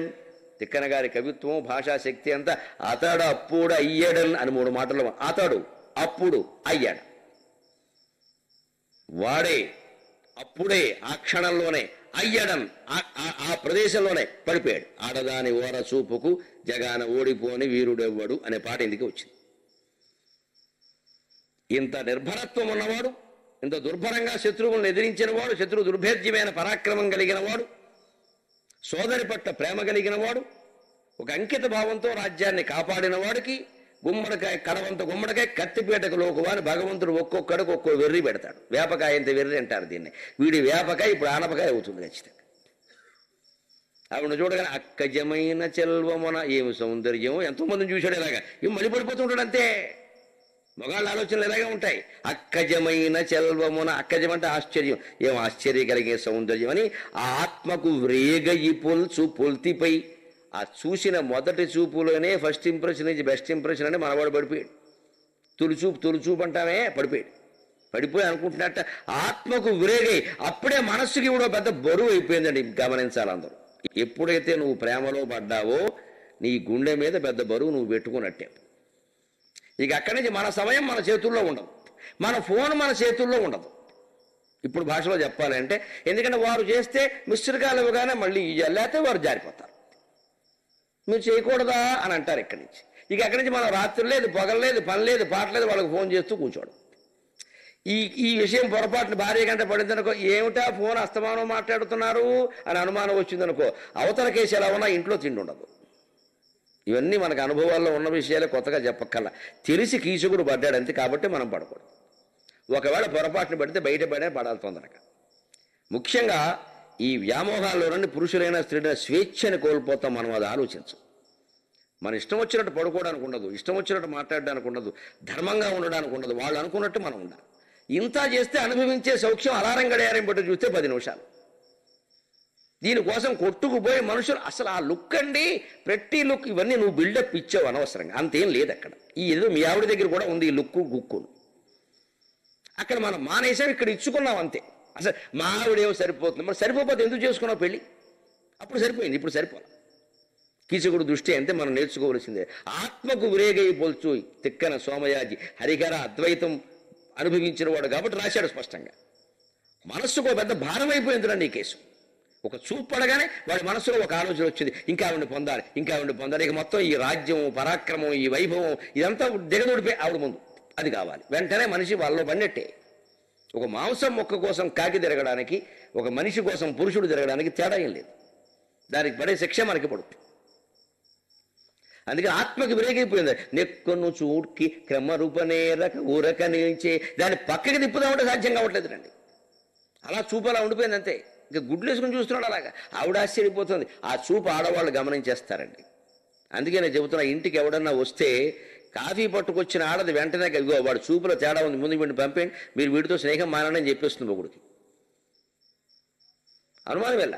వాళ్ళకి ఇష్టమైతే చెప్పరు, అది వేరే విషయం. లేదా చెప్పేస్తారు, మొహమట్లేదు. ఇష్టమైతే ఎందుకు చెబుతారండి, అది వ్యవహారం వేరే. ఇష్టం లేకపోతే చెప్పేసి వెండి వీడెవడో సోంబేరి ఆ చూపులో నీకెలా, మీకు అవన్నీ అడగండి, పంపేయండి, వాడితో తిరగండి ఇంకా అని చెప్పేస్తాడు. దీని కూడా చూపులో తేడా ఉంది. అంత సూక్ష్మగ్రహణ శక్తి స్త్రీలకు ఇచ్చాడమ్మ. కాబట్టే పొరపాటున స్త్రీలు కామవాంఛలకు లోనైతే అయ్యే అవకాశం ఉంది కూడా. కామశ్చ అష్టగుణో భవేత్. కామవాంఛలకు సంబంధించిన విషయాలు స్త్రీల శరీరంలో 8 రెట్లు ఎక్కువ ఉంటాయి పురుషుడు కంటే. పురుషుడు ఒక దశలో సంతృప్తి చెందుతాడు, స్త్రీ సంతృప్తి చెందలేదు, చాలా కష్టం. అందుకే మన సంస్కృతిలో ఏం చేశారంటే ఆ శరీరతత్వాన్ని బట్టి, ఆ మనస్తత్వాన్ని బట్టి వాళ్ళని ఆక్షేపిద్దామని కాదు, శాస్త్రమే. అందుకని వాళ్ళకి ఏం చేశారు, ఒక వయస్సు వచ్చాక పిల్ల, పాప, మళ్ళీ పురుడు, మళ్ళీ పిల్ల, నోమో, సోమవారం నోమో, మంగళవారం నోమో, తోమో, అంతే. 60 ఏళ్ళు వచ్చే వరకు ఒకటే 16 ఫలాలు నోము, 36 విఫలాలు నోము చేసేయి, స్నానాలు చేసేయి, మడిబట్టు కట్టేయి, తెడబట్టు కట్టేయి, బాబా గారి దగ్గర కూర్చో, లేస్తే ప్రమాదం. నన్ను క్షమించండి అమ్మా, వాస్తవం. శాస్త్రం ఎప్పుడు తప్పు చెప్పదు. పురుషుడికి ఒకవేళ వాంఛ కలిగినా వీడికి విరక్తి కూడా తొందరగా వస్తుంది. స్త్రీకి వాంఛ కలగదు, కలిగిందనుకో మొత్తం సంసారం దెబ్బైనట్టే. అందుకే మధ్యలో చెప్పాడు సాహసం షడ్గుణం చేయవా, స్త్రీ గోడ దాటదు. ఒకవేళ దాటదలుచుకుంటే మొగాడు దెమ్మ తిరుగుతుంది దెబ్బగా, అయ్యి బాబు ఆడది ఎంత పని చేసింది అనుకుంటాడు. వీడు బుర్రపడి పారిపోవలసిందే, పిచ్చెక్కిపోవలసిందే. దేవదాసు, సీసా, శాలువ, కుక్క, అందులో గజ్జిబొక్క, జగమే మాయ. ఇక వేదాంతం ఎవడో చెప్పక్కల, ఒక దెబ్బలో వచ్చింది వీడికి. అందుకే చెబుతారు, నీకు 100 గ్రంథాలు చదివినా అర్థం కాని వేదాంతం 10 ఏళ్ళు కాపురం చేస్తే అర్థం అవుతుంది ఆయన అంటారు. గ్రంథాలు చదవక్కల, గృహస్థాశ్రమంలోనే మొత్తం అంతా ఉంది. ఇంత వ్యామోహానికి లోనుతున్న పురుషుడు అయ్యాడు, స్త్రీ కూడా అంతే అవుతుంది. కానీ మన సంస్కృతి దృష్ట్యా వాడు చెప్పరు, అత్యవసర పరిస్థితుల్లో చెబుతారు. అందుకే వాళ్ళకి అది రాకుండా రకరకాల పూజలు, వ్రతాలు, పిల్ల పాప ఇంట్లో కాలక్షేపం చేయడం పెట్టారు. బయటికి వెళ్ళారనుకోండి, అందరిని చూస్తూ రకరకాల మనుషులను చూస్తే మొగుడు వేరేడి కింద కనపడతాడు. సామెత, రాజుని చూసిన కళ్ళతో మొగుడు చూస్తే మొత్తం బుద్ధి అయిందన్నారు. ఎందుకంటే రాజుని చూసావు, రాజుని చూడకుండా మొగుడు చూస్తే బాగానే ఉన్నాడు. చూశాక చూస్తే నాకు దొరికాడు సోంబేరిగాడు, ఎందుకు వచ్చింది ఆ మోహన్ చూడు, వాడు చూసే కనిపించింది. అంచేత కామవాంఛల విషయంలో ఇద్దరు ఒకటే, చెడిపోవడానికి ఎవరైనా ఒకటే. వీడు చెడిపోయే విధానం చూడండి ఎలా ఉందో, చూపు మరుచుకోలేకపోతున్నట్టు. కాముచే చిక్కిన నెమ్మనంబు మన్మధుడు చేతుల్లో పడ్డాడు. ఇంకా ఆయన గారు విజృంభిస్తున్నాడు, బాణం మీద బాణం. అరవిందం అశోకంచ చోతంచ నవమల్లిక నీలోత్పలంచ పంచేతే పంచబాణస్య సాయక. 5 బాణాలు ఓసారేసాడు వీడి మీద. వీడు దుంప తెగేలాగా. ఇక వీడు కొట్టుకుంటున్నది గిలగిలగిలగిల అనుకోవడం. ఇంకా మనస్సులో వేరే ఆలోచన లేదు. ఇంకా ఈవిడ కోసం రాజ్యం ధారపోయమన్నా పోసేస్తాడు. అప్పటికే వీడికి 10 మంది ఉన్నారు. వీడేం బ్రహ్మచార్యం కాదు, మామూలు శ్రీరామచంద్రుడు అసలే కాదు. 10 మంది ఉన్నారు. ఆ 10 మందిని వీళ్ళకి దాశల కింద పెట్టేస్తాడు వాడు. రేపు మళ్ళీ 11వ దొరకగానే ఈవిడికి సున్నం రాసేస్తాడు. అంతే, వీడు అనుమానం లేదు. అందుకని తిప్పుకోలేకపోతున్నాడు. మన్మధుడి చేతుల్లో చిక్కిపోయాడు పూర్తిగా. నెమ్మనముగా అట్పున కీడ్పడు నెమ్మనము, మనస్సు కీడుపడింది అప్పుడే. దాని నుంచి తట్టుకోలేక తప్పుకోలేక చేష్టితంబులు దక్కిన అంగములు అంతే కదా, కాళ్ళు చేతులు కూడా పనిచేయడం తగ్గిపోయింది వీడికి. ఎలా ఉన్నవాడు పక్షవాతం ఇలాగా అంతే, ఇంకా పక్షవాతం రోగే. ఈ వ్యామోహం అనేది అంత కమ్మేస్తుంది. అది తిక్కన గారి యొక్క వర్ణన. ఆ పక్షపాతం రోగ అవయవాలన్నీ పనిచేయడం మానేసినట్టు ఈయనకి అలా అయిపోయింది ఈయన పరిస్థితి. అలా చూస్తున్నారు. చేష్టితంబులు దక్కిన అంగములు తలకు ధైర్యమునై. చివరి మాట మనం గ్రహించాల్సింది, ప్రేమలో వ్యామోహాల్లో కామవాంఛల్లో పడ్డాము అంటే ముందు మనోధైర్యాన్ని మనం కోల్పోతాం. తలకు ధైర్యమునై అతడప్పుడు అమ్మేయిన్. ఇంకా తట్టుకోలేని పరిస్థితిలో గడిపాడు వీడు. ఆవిడ అలా నుంచోగా ఆవిడ సిగ్గుపడుతుంది. అప్పటికే కట్టే దండ మానేసింది, వెళ్ళిపోదామని చూస్తోంది. కానీ రాణి ఆజ్ఞ లేనిది వెళ్ళకూడదు. రెండోది అర్థమవుతుంది, రాణిగారికి ఎవడో కావలసిన వాడు కాబట్టి దాసీలందరూ పక్కకి తప్పుకున్నారు. లోపలికి వస్తాడు. ఎప్పుడో మాటలో చెప్పింది, మా సింహబలుడు అని చెప్పి ఉంటుంది ఖచ్చితంగా. అందుకని వాడే అయి ఉంటాడు. రాజుగారు బావమరిది టక్కని వెళ్ళిపోతే ఏమనుకుంటాడో, అదో గొడవ కదా మరి ఉద్యోగం చేసే చోట.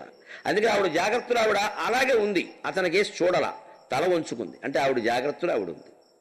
నేను నీ కేసు చూస్తాను కానీ నా కేసు చూడొద్దంటే కుదరదు అక్కడ. వీడికి ఏదో వెర్రివాంఛలు కలుగుతున్నట్టుగా ఉన్నాయి. అయినా మనకెందుకు, మనతో ఏం అనలేదు కదా అని అలా నుంచుంటేనండి ఓ శిల్పంలాగా. వీడు చూడండి, పొలతుగక అంత ఇంత పొలివోవగనీక ఎసలార తార నిశ్చలతగడంగి కోలి క్రోలికొన జాలుట. పొలతుగక అంత ఇంత పొలివోవగనీక ఎసలార తార నిశ్చలతగడంగి క్రోలికొన జాలుట. కీచక ముఖ్యులోచనంబులు కీచక ముఖ్యులోచనంబులు నయనం ప్రధానమును పూర్వవచ స్థితి తప్పకుండా ఉండగా. నయనం ప్రధానమును పూర్వవచ స్థితి తప్పకుండగా. ఎలమి వహించే తక్కుగల ఇంద్రియ వర్గము ధిక్కరించుచున్. అద్భుతమైన పద్యం అండి ఇది. ఆంధ్ర సాహిత్యంలో వ్యామోహానికి గురైన వాళ్ళందరూ రోజు పారాయణ చేసుకోవాల్సిన పద్యం. ఒక్కసారి ఈ పద్యంలో ఉండే అర్థం ఏమిటంటే అదే రకంగా మీరు కృష్ణ పరమాత్మ కేసు చూడండి. ఈ పద్యంలో ఉన్నట్టే పొలతుక కాంతి ఇంత పొలివోవగనీక. ఎలా చూస్తున్నట్ట కీచకుడు. పొలతుక అంటే అమ్మాయి, ఆ ద్రౌపది స్త్రీ. ఆ కాంతి ఆవిడ శరీరంలోంచి ఒక కాంతి కనపడింది. ఇతనికి కనపడింది. ఆవిడ సహజంగానే సౌందర్యవతి. ఇంత పొలివోవగనీక. ఆ చూపు ఎలా చూస్తున్నాడంటే ఆ కాంతి నాకు కాకుండా పక్కకి ఏమైనా వెళ్ళిపోతుందేమో అని కళ్ళని దోషుళ్ళుగా చేసుకుని ఆ సౌందర్యాన్ని అని తాగేస్తున్నట్టు. ఏకంగా కళ్ళని తాగేయడం, సౌందర్యం తాగేయడం అంటారు. ఆ తాగడం అంటే ఇది. దాన్ని యథార్థంగా వర్ణించాడు తిక్క. ఎన్ని రకాల అనుభవాలు మనస్సులోకి తెచ్చుకుని కవి యాతన పడతాడో చూడండి. తిక్కన గారికి ఎక్కడ ఉంటాయండి వెర్రి బ్రాహ్మడి ఇవన్నీ. ఇలాంటి పద్యాలు రచన నిజానికి వాళ్ళు ఆవిడ అనుమానిస్తూ కూడా. కానీ కవి అన్నవాడికి ఏవి సొంత జీవితంలో అనుభవాలు ఉండక్కల. కవిరేవ ప్రజాపతి. కవి మనస్సులో ఒక్కసారి ఊహా ప్రపంచంలో గడితే సమస్త ప్రపంచాన్ని అమ్మవారు వాడి ముందు కంప్యూటర్ తెర మీద వేసేస్తుందంటే google.earth.com నివేదన నొక్కుకో. ఇంకా కవితారూప తపస్సు అది. అందుకే ఆయన ఎంత బాగా వర్ణిస్తున్నాడంటే ఈ వర్ణించేటప్పుడు తిక్కన కీచకుల్లో ప్రవేశిస్తాడు. పొలతుక కాంతి ఇంత పొలివోవగనీక. ఆ కాంతి ఎక్కడైనా పక్కకి వెళ్ళిపోతుందేమో బెంగ అయితే ఏం చేస్తున్నట్ట. ఎసలారు తార నిశ్చలత. తార అంటే కనుపాపలు. కళ్ళలో కనుపాపలు ఉంటాయి, నల్లటి కంటి గుడ్లు. వాటిని తారలు అంటారు. తారకలు అని కూడా అంటారు. అందుకని కంటిగుడ్లు అలాగే ఉండిపోయాయట. అలాగ తార నిశ్చలత అంటే కంటిగుడ్డు పొరపాటుని పక్కకి వెడితే ఆవిడ సౌందర్యాన్ని చూడలేనేమో, ఒక్క క్షణం మిస్ అయిపోతానేమో, కొంపలు అంటుకుంటాయేమో అన్నట్టుగా అలాగా గుడ్లు మెటకరిని చూడడం. అలా చూస్తే అనుమానం, ఏమిటా గుడ్లు మెటకరిని చూస్తున్నావు, దెయ్యల్లా అంటారు. వెంటనే దెయ్యంలా కాదు, ఇది వెనకాల వలపు కోసం. అందుకని తార నిశ్చలత కడంగి క్రోలి కొనజాలుట. ఆ సౌందర్యాన్నంతా ఇలా కళ్ళతోనే తాగేస్తూ ఉంటే చూస్తే ఎలా ఉందంటే నయనం కీచక ముఖ్యులోచనంబులు. ఆ కీచకుని యొక్క కళ్ళు నయనం ప్రధానమును పూర్వవచస్థితి తప్పకుండగా. అందుకే బహుశా ఇంద్రియాల్లో ఇక్కడ సర్వేంద్రియాణం నయనం ప్రధానం వేదాంతంలోకి వెళ్ళాడండి తిక్కన. వ్యామోహాన్ని 2 పద్యాల్లో చెప్పి 2 పాదాల్లో వేదాంతానికి వెళ్ళాడు తిక్కన గారి అద్వైతం. అది ఎక్కడ ఏ లక్షణాన్ని వర్ణిస్తూ ఉన్నా ఆయన అద్వైతంలోకి వెళ్లకుండా ఉండడు, హరిహరాద్వైతంలోకి. అందుకని ఇది ఎలా ఉందంటే వేదాంత శాస్త్రంలో చెబుతారే సర్వేంద్రియాణం నయనం ప్రధానం. అన్ని చూపును బట్టే ఉన్నాయి. నీ చూపుకి ఎలా కనబడుతుందో ప్రపంచం నువ్వు అలా భావన చేస్తావు. నీ భావనను బట్టి నీ చూపు ఉంటుంది, నీ చూపును బట్టి నీ భావన ఉంటుంది. కాబట్టి కంటితో చూసేటప్పుడు మన భావనను జాగ్రత్తగా చూసుకోవాలి. ఇందాక మనం చెప్పుకున్నాం, తిగిచి కౌంగిలించి జగతీవ్యభుడు అక్కమలాయతక్షి నిమ్మొగము మొగంబునం గదియమోపి.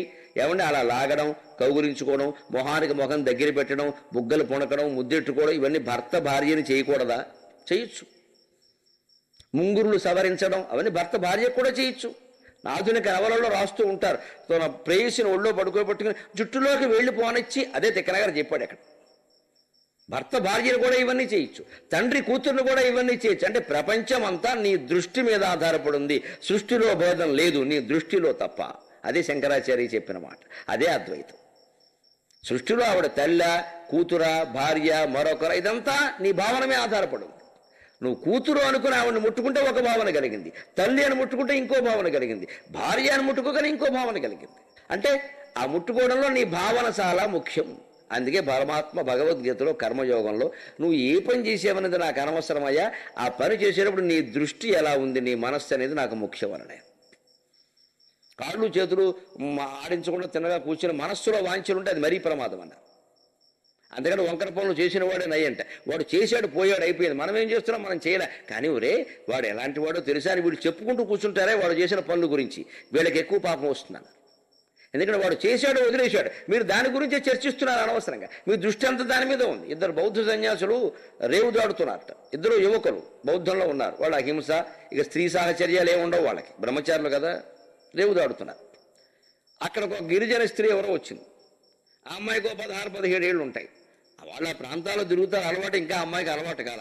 వీళ్ళు దాటుతుంటే మగాళ్ళు కదా, కాస్త 25 ఏళ్ళ వయసులో ఉన్నారు వీళ్ళు. అందుకని ఏమనుకోవద్దు, ఒకసారి నన్ను కూడా దాటించగలవా అంది. ఈ సన్యాసిని అడిగింది. దానికి బౌద్ధ సన్యాసులు వాళ్ళకు ఉండే నియమం ప్రకారం మరి స్త్రీలను ముట్టుకోకూడదు, కొన్ని నియమాలు ఉంటాయి కదా. అందుకే ఒకడు అన్నాడు అంటే, మేము ఆడవాళ్ళని ముట్టుకోకూడదంటే వయస్సులో ఉన్న వాళ్ళని. నువ్వు 90 ఏళ్ళ ఆవిడైతే నేను దాటి, ఇప్పుడు వీడి కోసం ఆవిడకు 90 ఏళ్ళు రావాలి. నువ్వు 90 ఏళ్ళ ఆవిడైతే నేను దాటించేవాడిని, ఇప్పుడు దాటించకూడదమ్మా, నేను ముట్టుకోకూడనట్ట. రెండో వాడు అన్నట్టు, నేను దాటిస్తాను, నాకు అభ్యంతరం లేదన్నట్టు. ఉపకారం చేయడం ప్రధానం. వెంటనే అమ్మాయిని అలా ఎత్తుకున్నాడు, దాటిస్తున్నాడు. ఈ మొదటి వాడు విచిత్రంగా ఇంటికి వెళ్ళగానే గురుగారితో చెప్పి వీడు అడ్మిషన్ క్యాన్సిల్ చేసేయాలి, వీడు బౌద్ధంలో పనికిరాడు, అమ్మాయిని ముట్టేసుకున్నాడు, అయిపోయింది అని వాడికేసి చూస్తున్నాడు. వాడికి ఆ చూపలేదు, మామూలుగా పెడుతున్నాడు. దారిలో ఏరు కొంచెం పొంగింది, కెరటాలు వచ్చాయి. ఈ మోసేవాడు, మోయబడే అమ్మాయి ఇద్దరు తడిశారు. తడిసి మోయబడేందిగా ఈ తడిసిన సౌందర్యం అంతా చూస్తున్నాడు ఈ పెద్ద మనిషి పక్కవాడు. వాడు బాగానే మోస్తున్నాడు, వీడు అదంతా చూస్తున్నాడు. ఏం ఛాన్స్ కొట్టేశారు, తడిచి వాన వచ్చింది, అందులో వాన వచ్చింది, స్కూటర్ ఎక్కింది, వాన వచ్చింది, మధ్యలో ఒక గుడిసె కనపడి ఇక చూసుకో, ఇక పాటే. అంతే కదా, మన సినిమాలన్నీ ఇంతే కదా. అంతే సరిగ్గా అక్కడ అదే జరిగింది. అమ్మాయిని ఎత్తుకున్నాడు, తడిసింది కూడాను. వీడు బాగానే ఉన్నాడు పాపం. రేవు తర్వాత మళ్ళీ కెరటాలు తగ్గాయి, రేవు దాటారు, అమ్మాయిని దింపాడు, అమ్మాయి వెళ్ళిపోయింది. చాలా సంతోషం అంది, మంచిదమ్మ వెళ్ళరారు. వీళ్ళిద్దరు కలిసి ఎడుతున్నారు. ఒక అరగంట సేపు ఇద్దరి మధ్య మాటలు లేవండి. ఒక గంట సేపు అలా నడిచాక ఆ మొదటి వాడు, నేను మోయినని చెప్పాడే వాడు వీడిని అడిగట్టు, ఎరా ఏమనుకో గురువుగారికి చెప్పను కానీ అసలు నీ ఫీలింగ్ ఎలా ఉందిరా అప్పుడు, అమ్మాయిని ముట్టుకున్నప్పుడు, ఎత్తుకున్నప్పుడు, దాటిస్తున్నప్పుడు, ఆ నీళ్లు మీదకి వచ్చినప్పుడు, తడిసినప్పుడు నీకేమనిపించిందంటే వాడన్నట్ట, నేను ఆ అమ్మాయిని గంట క్రితమే వదిలేశాను, నువ్వు మాత్రం ఇంకా మోస్తూనే ఉన్నావు అన్నట్టు. ఇది తేడా మనం గమనించాల్సింది.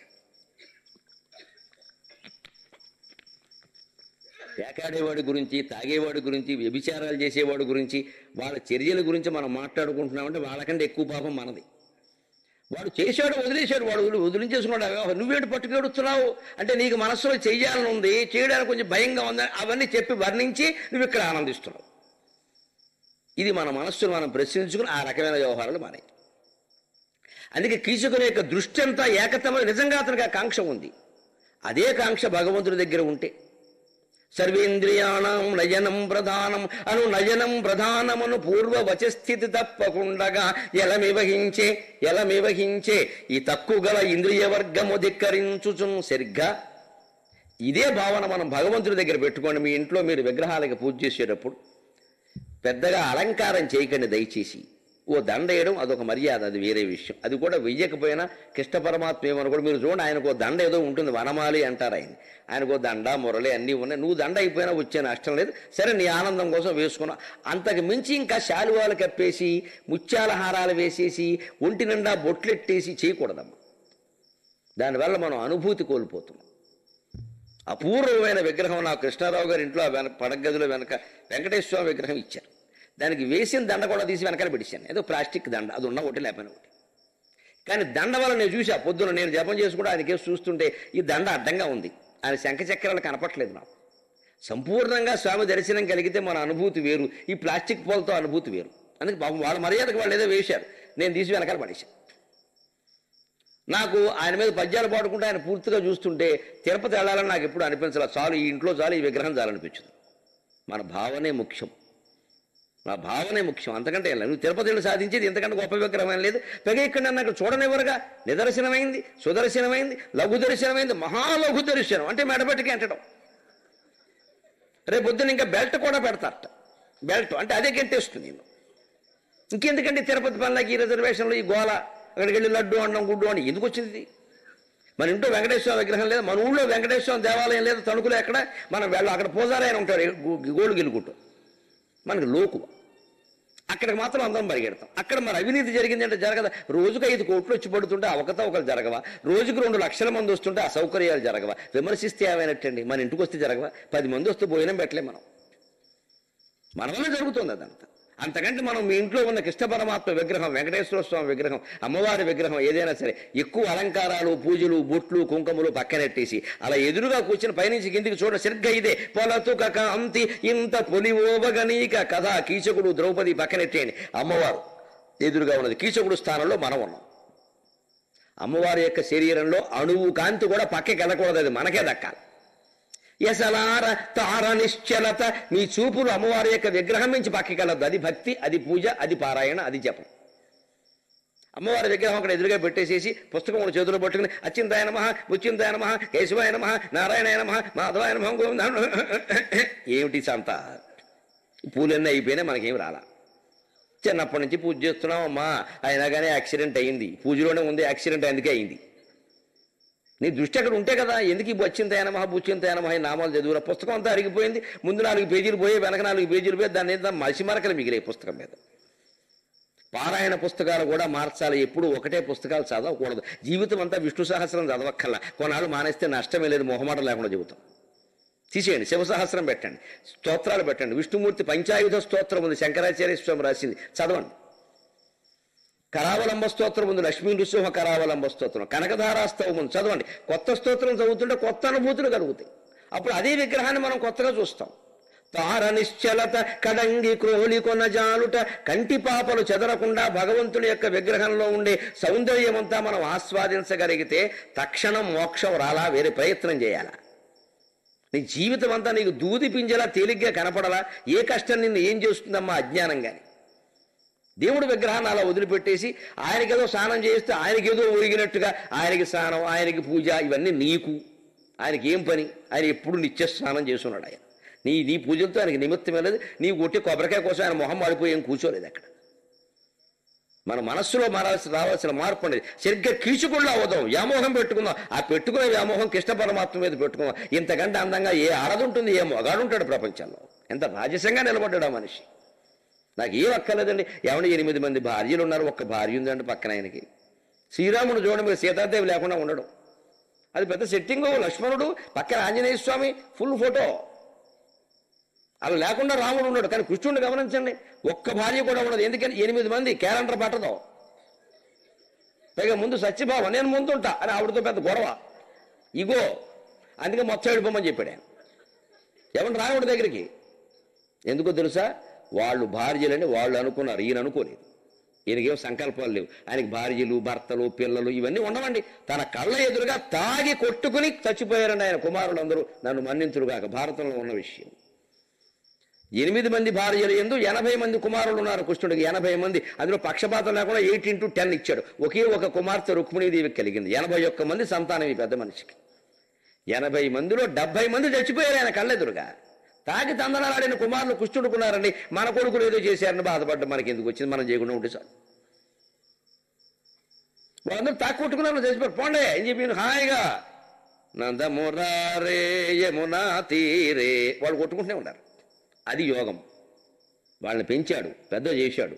వాళ్ళ ఏడుపు వాళ్ళు ఏడవాలి. వాడు తాగుతుంటే గ్లాసులు ఆగుతాడు, ఈయనకేం పని? వాడు వయస్సు వాడికి వచ్చా కొడుకు కూతురు వాళ్ళు ఏడుపు వాళ్ళు ఎడుతారు, మనకు సంబంధం లేదు. 18 ఏళ్ల వయస్సు వరకే మనకి సంబంధం. గవర్నమెంట్ కూడా మైనారిటీ తీరిందని చెప్పింది. ఇక వాళ్ళ ఇష్టం అండి అది. ఆ యోగం భగవంతుడికి తెలుసును కాబట్టి వాళ్ళంతా కొట్టుకుని చచ్చిపోతున్న రాళ్ళు పెట్టుకుని కొట్టుకోండి, మీ జన్మలు ఇంతే, గాంధారి శాపం ఏమవుతారో అది అవలారా అని అంతే. ఆయన కుమారులు సాంబుడు సహా మొత్తం వెళ్ళిపోయారండి. కన్న కొడుకులండి, ఆయనకే వ్యామోహం లేదే. ఈయన నిర్యాణానికి వెళ్ళిన తర్వాత 8 మంది భార్యల్ని కిరాతులు వచ్చి ఆభరణాలు తీసేశారు, వస్త్రాలు తీసేశారు, అవమానం చేశారు. ఆయన పట్టించుకోలేదే. ఆయన ఏకో నారాయణో హరికి, ఆ మురళి మాత్రమే ఆయన దగ్గర ఉంటుంది. ఉంటే గింటే గోవు ఉంటుంది, ఉంటే గోవే ఉంటుంది. గోపాలకృష్ణుడు ఆయన. ఆ గోవుకి ఇచ్చిన ప్రాధాన్యం భార్యకి ఇవ్వలేదు ఆయన. ఆ మురళికి ఇచ్చిన ప్రాధాన్యం ఏ భార్యకి ఇవ్వలేదు ఆయన.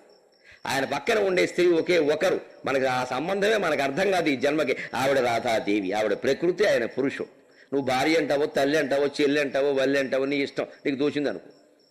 ఈ మొత్తం ప్రపంచం అంతా రాధ, దానికి అధిపతి కృష్ణుడు. అందుకే ఎప్పుడైనా రాధాకృష్ణ అనే పేరు లోకంలో ఉంటుంది. సత్యకృష్ణ, రుక్మిణీ కృష్ణ, జాంబా కృష్ణ ఇవన్నీ ఉండవు.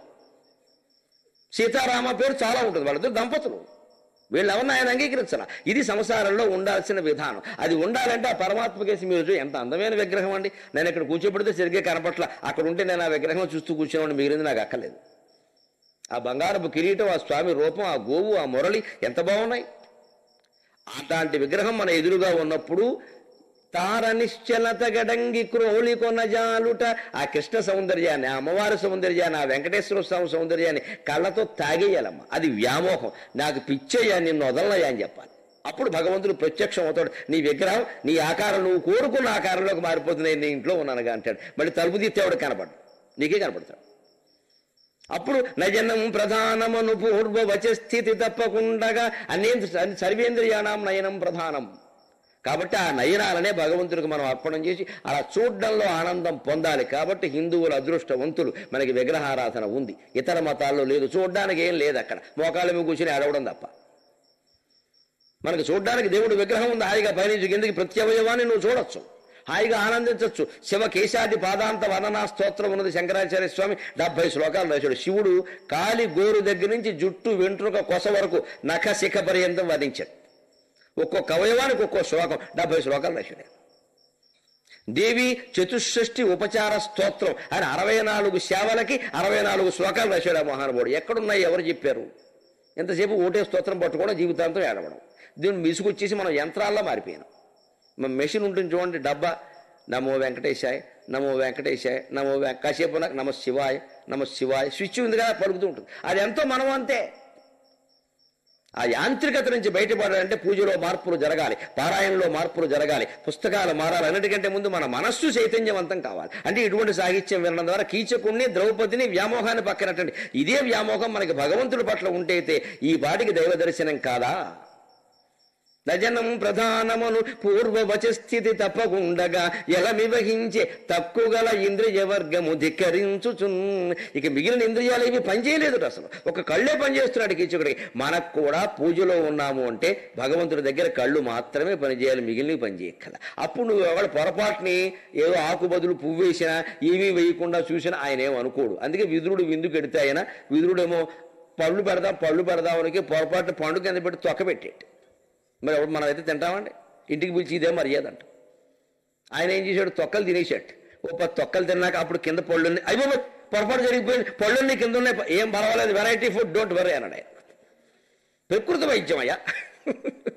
తొక్కలు తింటే మంచిదని ఈ మధ్య చెబుతున్నారు ఆంధ్రదేశంలో ప్రత్యేకంగా. అందుకని నీ తినాలనే పర్వాలేదు, పళ్ళు ఎవడనే పెడతాడు, తొక్క పెట్టేవాడు ఎవడున్నాడే అన్నట్టు వీర్రయ్యన పాపం ఆయన స్వీకరించాడండి. ఎందుకని? ఆ ముగ్ధమోహన సౌందర్యాన్ని చూసిన వ్యామోహంలో పడిపోయారు విదురుడు భార్య. ఆయన వయస్సు 60, ఆవిడ వయస్సు 58 ఎంతో. ఆ వ్యామోహంలో పడిపోయారండి. వాళ్ళకి ప్రపంచం తెలియట్లా, ఏం పెట్టారో తెలియదు. భగవంతుడు కావాల్సిన వస్తువు కాదు అక్కడ పెట్టావు. తదహం భక్ష్యుపహృతం అశ్రామి ప్రయతాత్మనక. భక్తితో పెట్టామా లేదా అంటే తాదాత్మ్యంతో పెట్టామా లేదా? అంచేత వ్యామోహానికి సంబంధించిన పద్యానికి నేను ఈ అర్థం ఎందుకు చెబుతున్నాను అంటే, దురాలోచనతో కీచకుడు చేయబెట్టి మట్టి అయిపోయాడు. ఇవాళ కదా రేపైనా వాడు మట్టి అవుతాడు. అదే మనం మంచి మార్గంలోకి మళ్లించుకుంటే కీచకుని చర్యలన్నీ సరైనవే. అందుకే ఇంత అందమైన పద్యం రాశాడు. ఈ స్థితి చూసింది సైరంత్రి. ఒక మాట చెప్పుకుని మనం సెలవు తీసుకుందాం. చూసింది, అమ్మో వీడు ప్రాణాంతకంతా తయారయ్యాడరా, ఏదో అనుకున్నాను కానీ కొంపలంటుకున్నా. ఇంకా 3 నెలలు కాస్త అయిపో వచ్చింది అనుకున్నప్పుడు ఏదో జరుగుతుంది భగవంతుడి చిత్రాలన్నీ. ఇప్పుడు వీడు పడ్డాడు, వాడు చూపులు అర్థమైపోతుంది అప్పటికి ఇది ప్రమాదకరమైన చూపు అని. తప్పించుకుందామని చూస్తుంటే లతాంగి ఎందుకు తప్పించుకున్నది, నిన్ను నా మహారాణిని చేసేది రమ్ము అన్నాడు. నాకు రాణులు ఉన్నవారు వారందరూ నీకు దాసీయులు అన్నాడు. అప్పుడే డైలాగ్ కూడా వచ్చి అంటే రాణులు ఇదివరకే ఉన్నారన్నమాట. వాళ్ళంతా ఈవిడికి దాసి. ఇప్పుడు ఇంకెవరైనా కనపడితే ఈవిడ ఇంకో దాసి. ఈ మాటలన్నీ విని ముందు చూడని అమ్మాయిలు నేర్చుకోవాల్సిన విషయం. రౌడీగాడు ఎవడన్నా వెనకాల పడితే ఏం చేయాలో ఇందులో చెబుతున్నాడు. 9ంటికి వెళ్తారు, మీకు ప్రమాదం కూడా చెబుతున్నాడు. వెనకాల పడితే ఏం చేయాలి, ఎలా తప్పించుకోవాలి. వెంటనే ద్రౌపది పాంచాలి అందుట, కీచకుడు నువ్వంటే నాకు ఇంత ఇష్టం, నేను మహారాణిని చేస్తాను, మా రాణిగారింటో దాసిగా ఉండేవాడు. అప్పుడే వీడు ప్రేమలు ఎలా మారిపోయాయంటే నువ్వే మహారాణి, సుదేష్ణ దాసి అన్నాడు వీడు దుంపదేగా. అక్కగారు అయిపోయిందండి.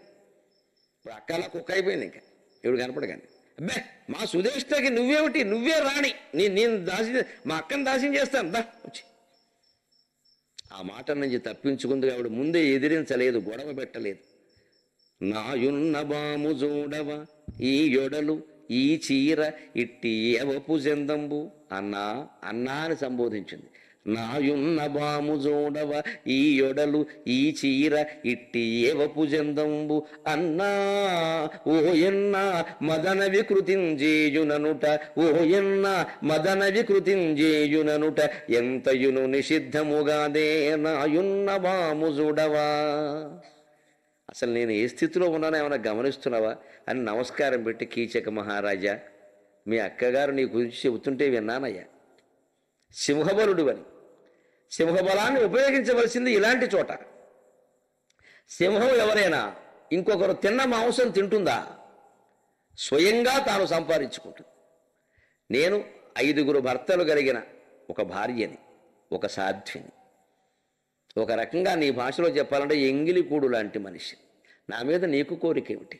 ముందు తప్పించుకుందుకు ఇలా మాట్లాడాలమ్మా. ముందే పొగరెక్కి దా చూసుకుందామంటే వాడు చూసేస్తాడు అప్పుడే. తర్వాత ఏమేడిస్తే ఏం ఉపయోగం? ముందు మన మర్యాద మనం కాపాడుకో. మనం కాస్త తక్కువగానే మాట్లాడదా, పోనీ ఆ మాటలతో వెళ్ళిపోతాడేమో, ఎందుకు వచ్చిన గొడవ. ఇది నేర్చుకోవాలి. అందుకే భారతం లాంటివి, ముఖ్యంగా విరాట పర్వం లాంటివి వింటే అమ్మాయిలు అబ్బాయిలు ఏ సందర్భాల్లో ఏ సమస్యల్ని ఎలా పరిష్కరించుకోవాలో చెబుతుంది.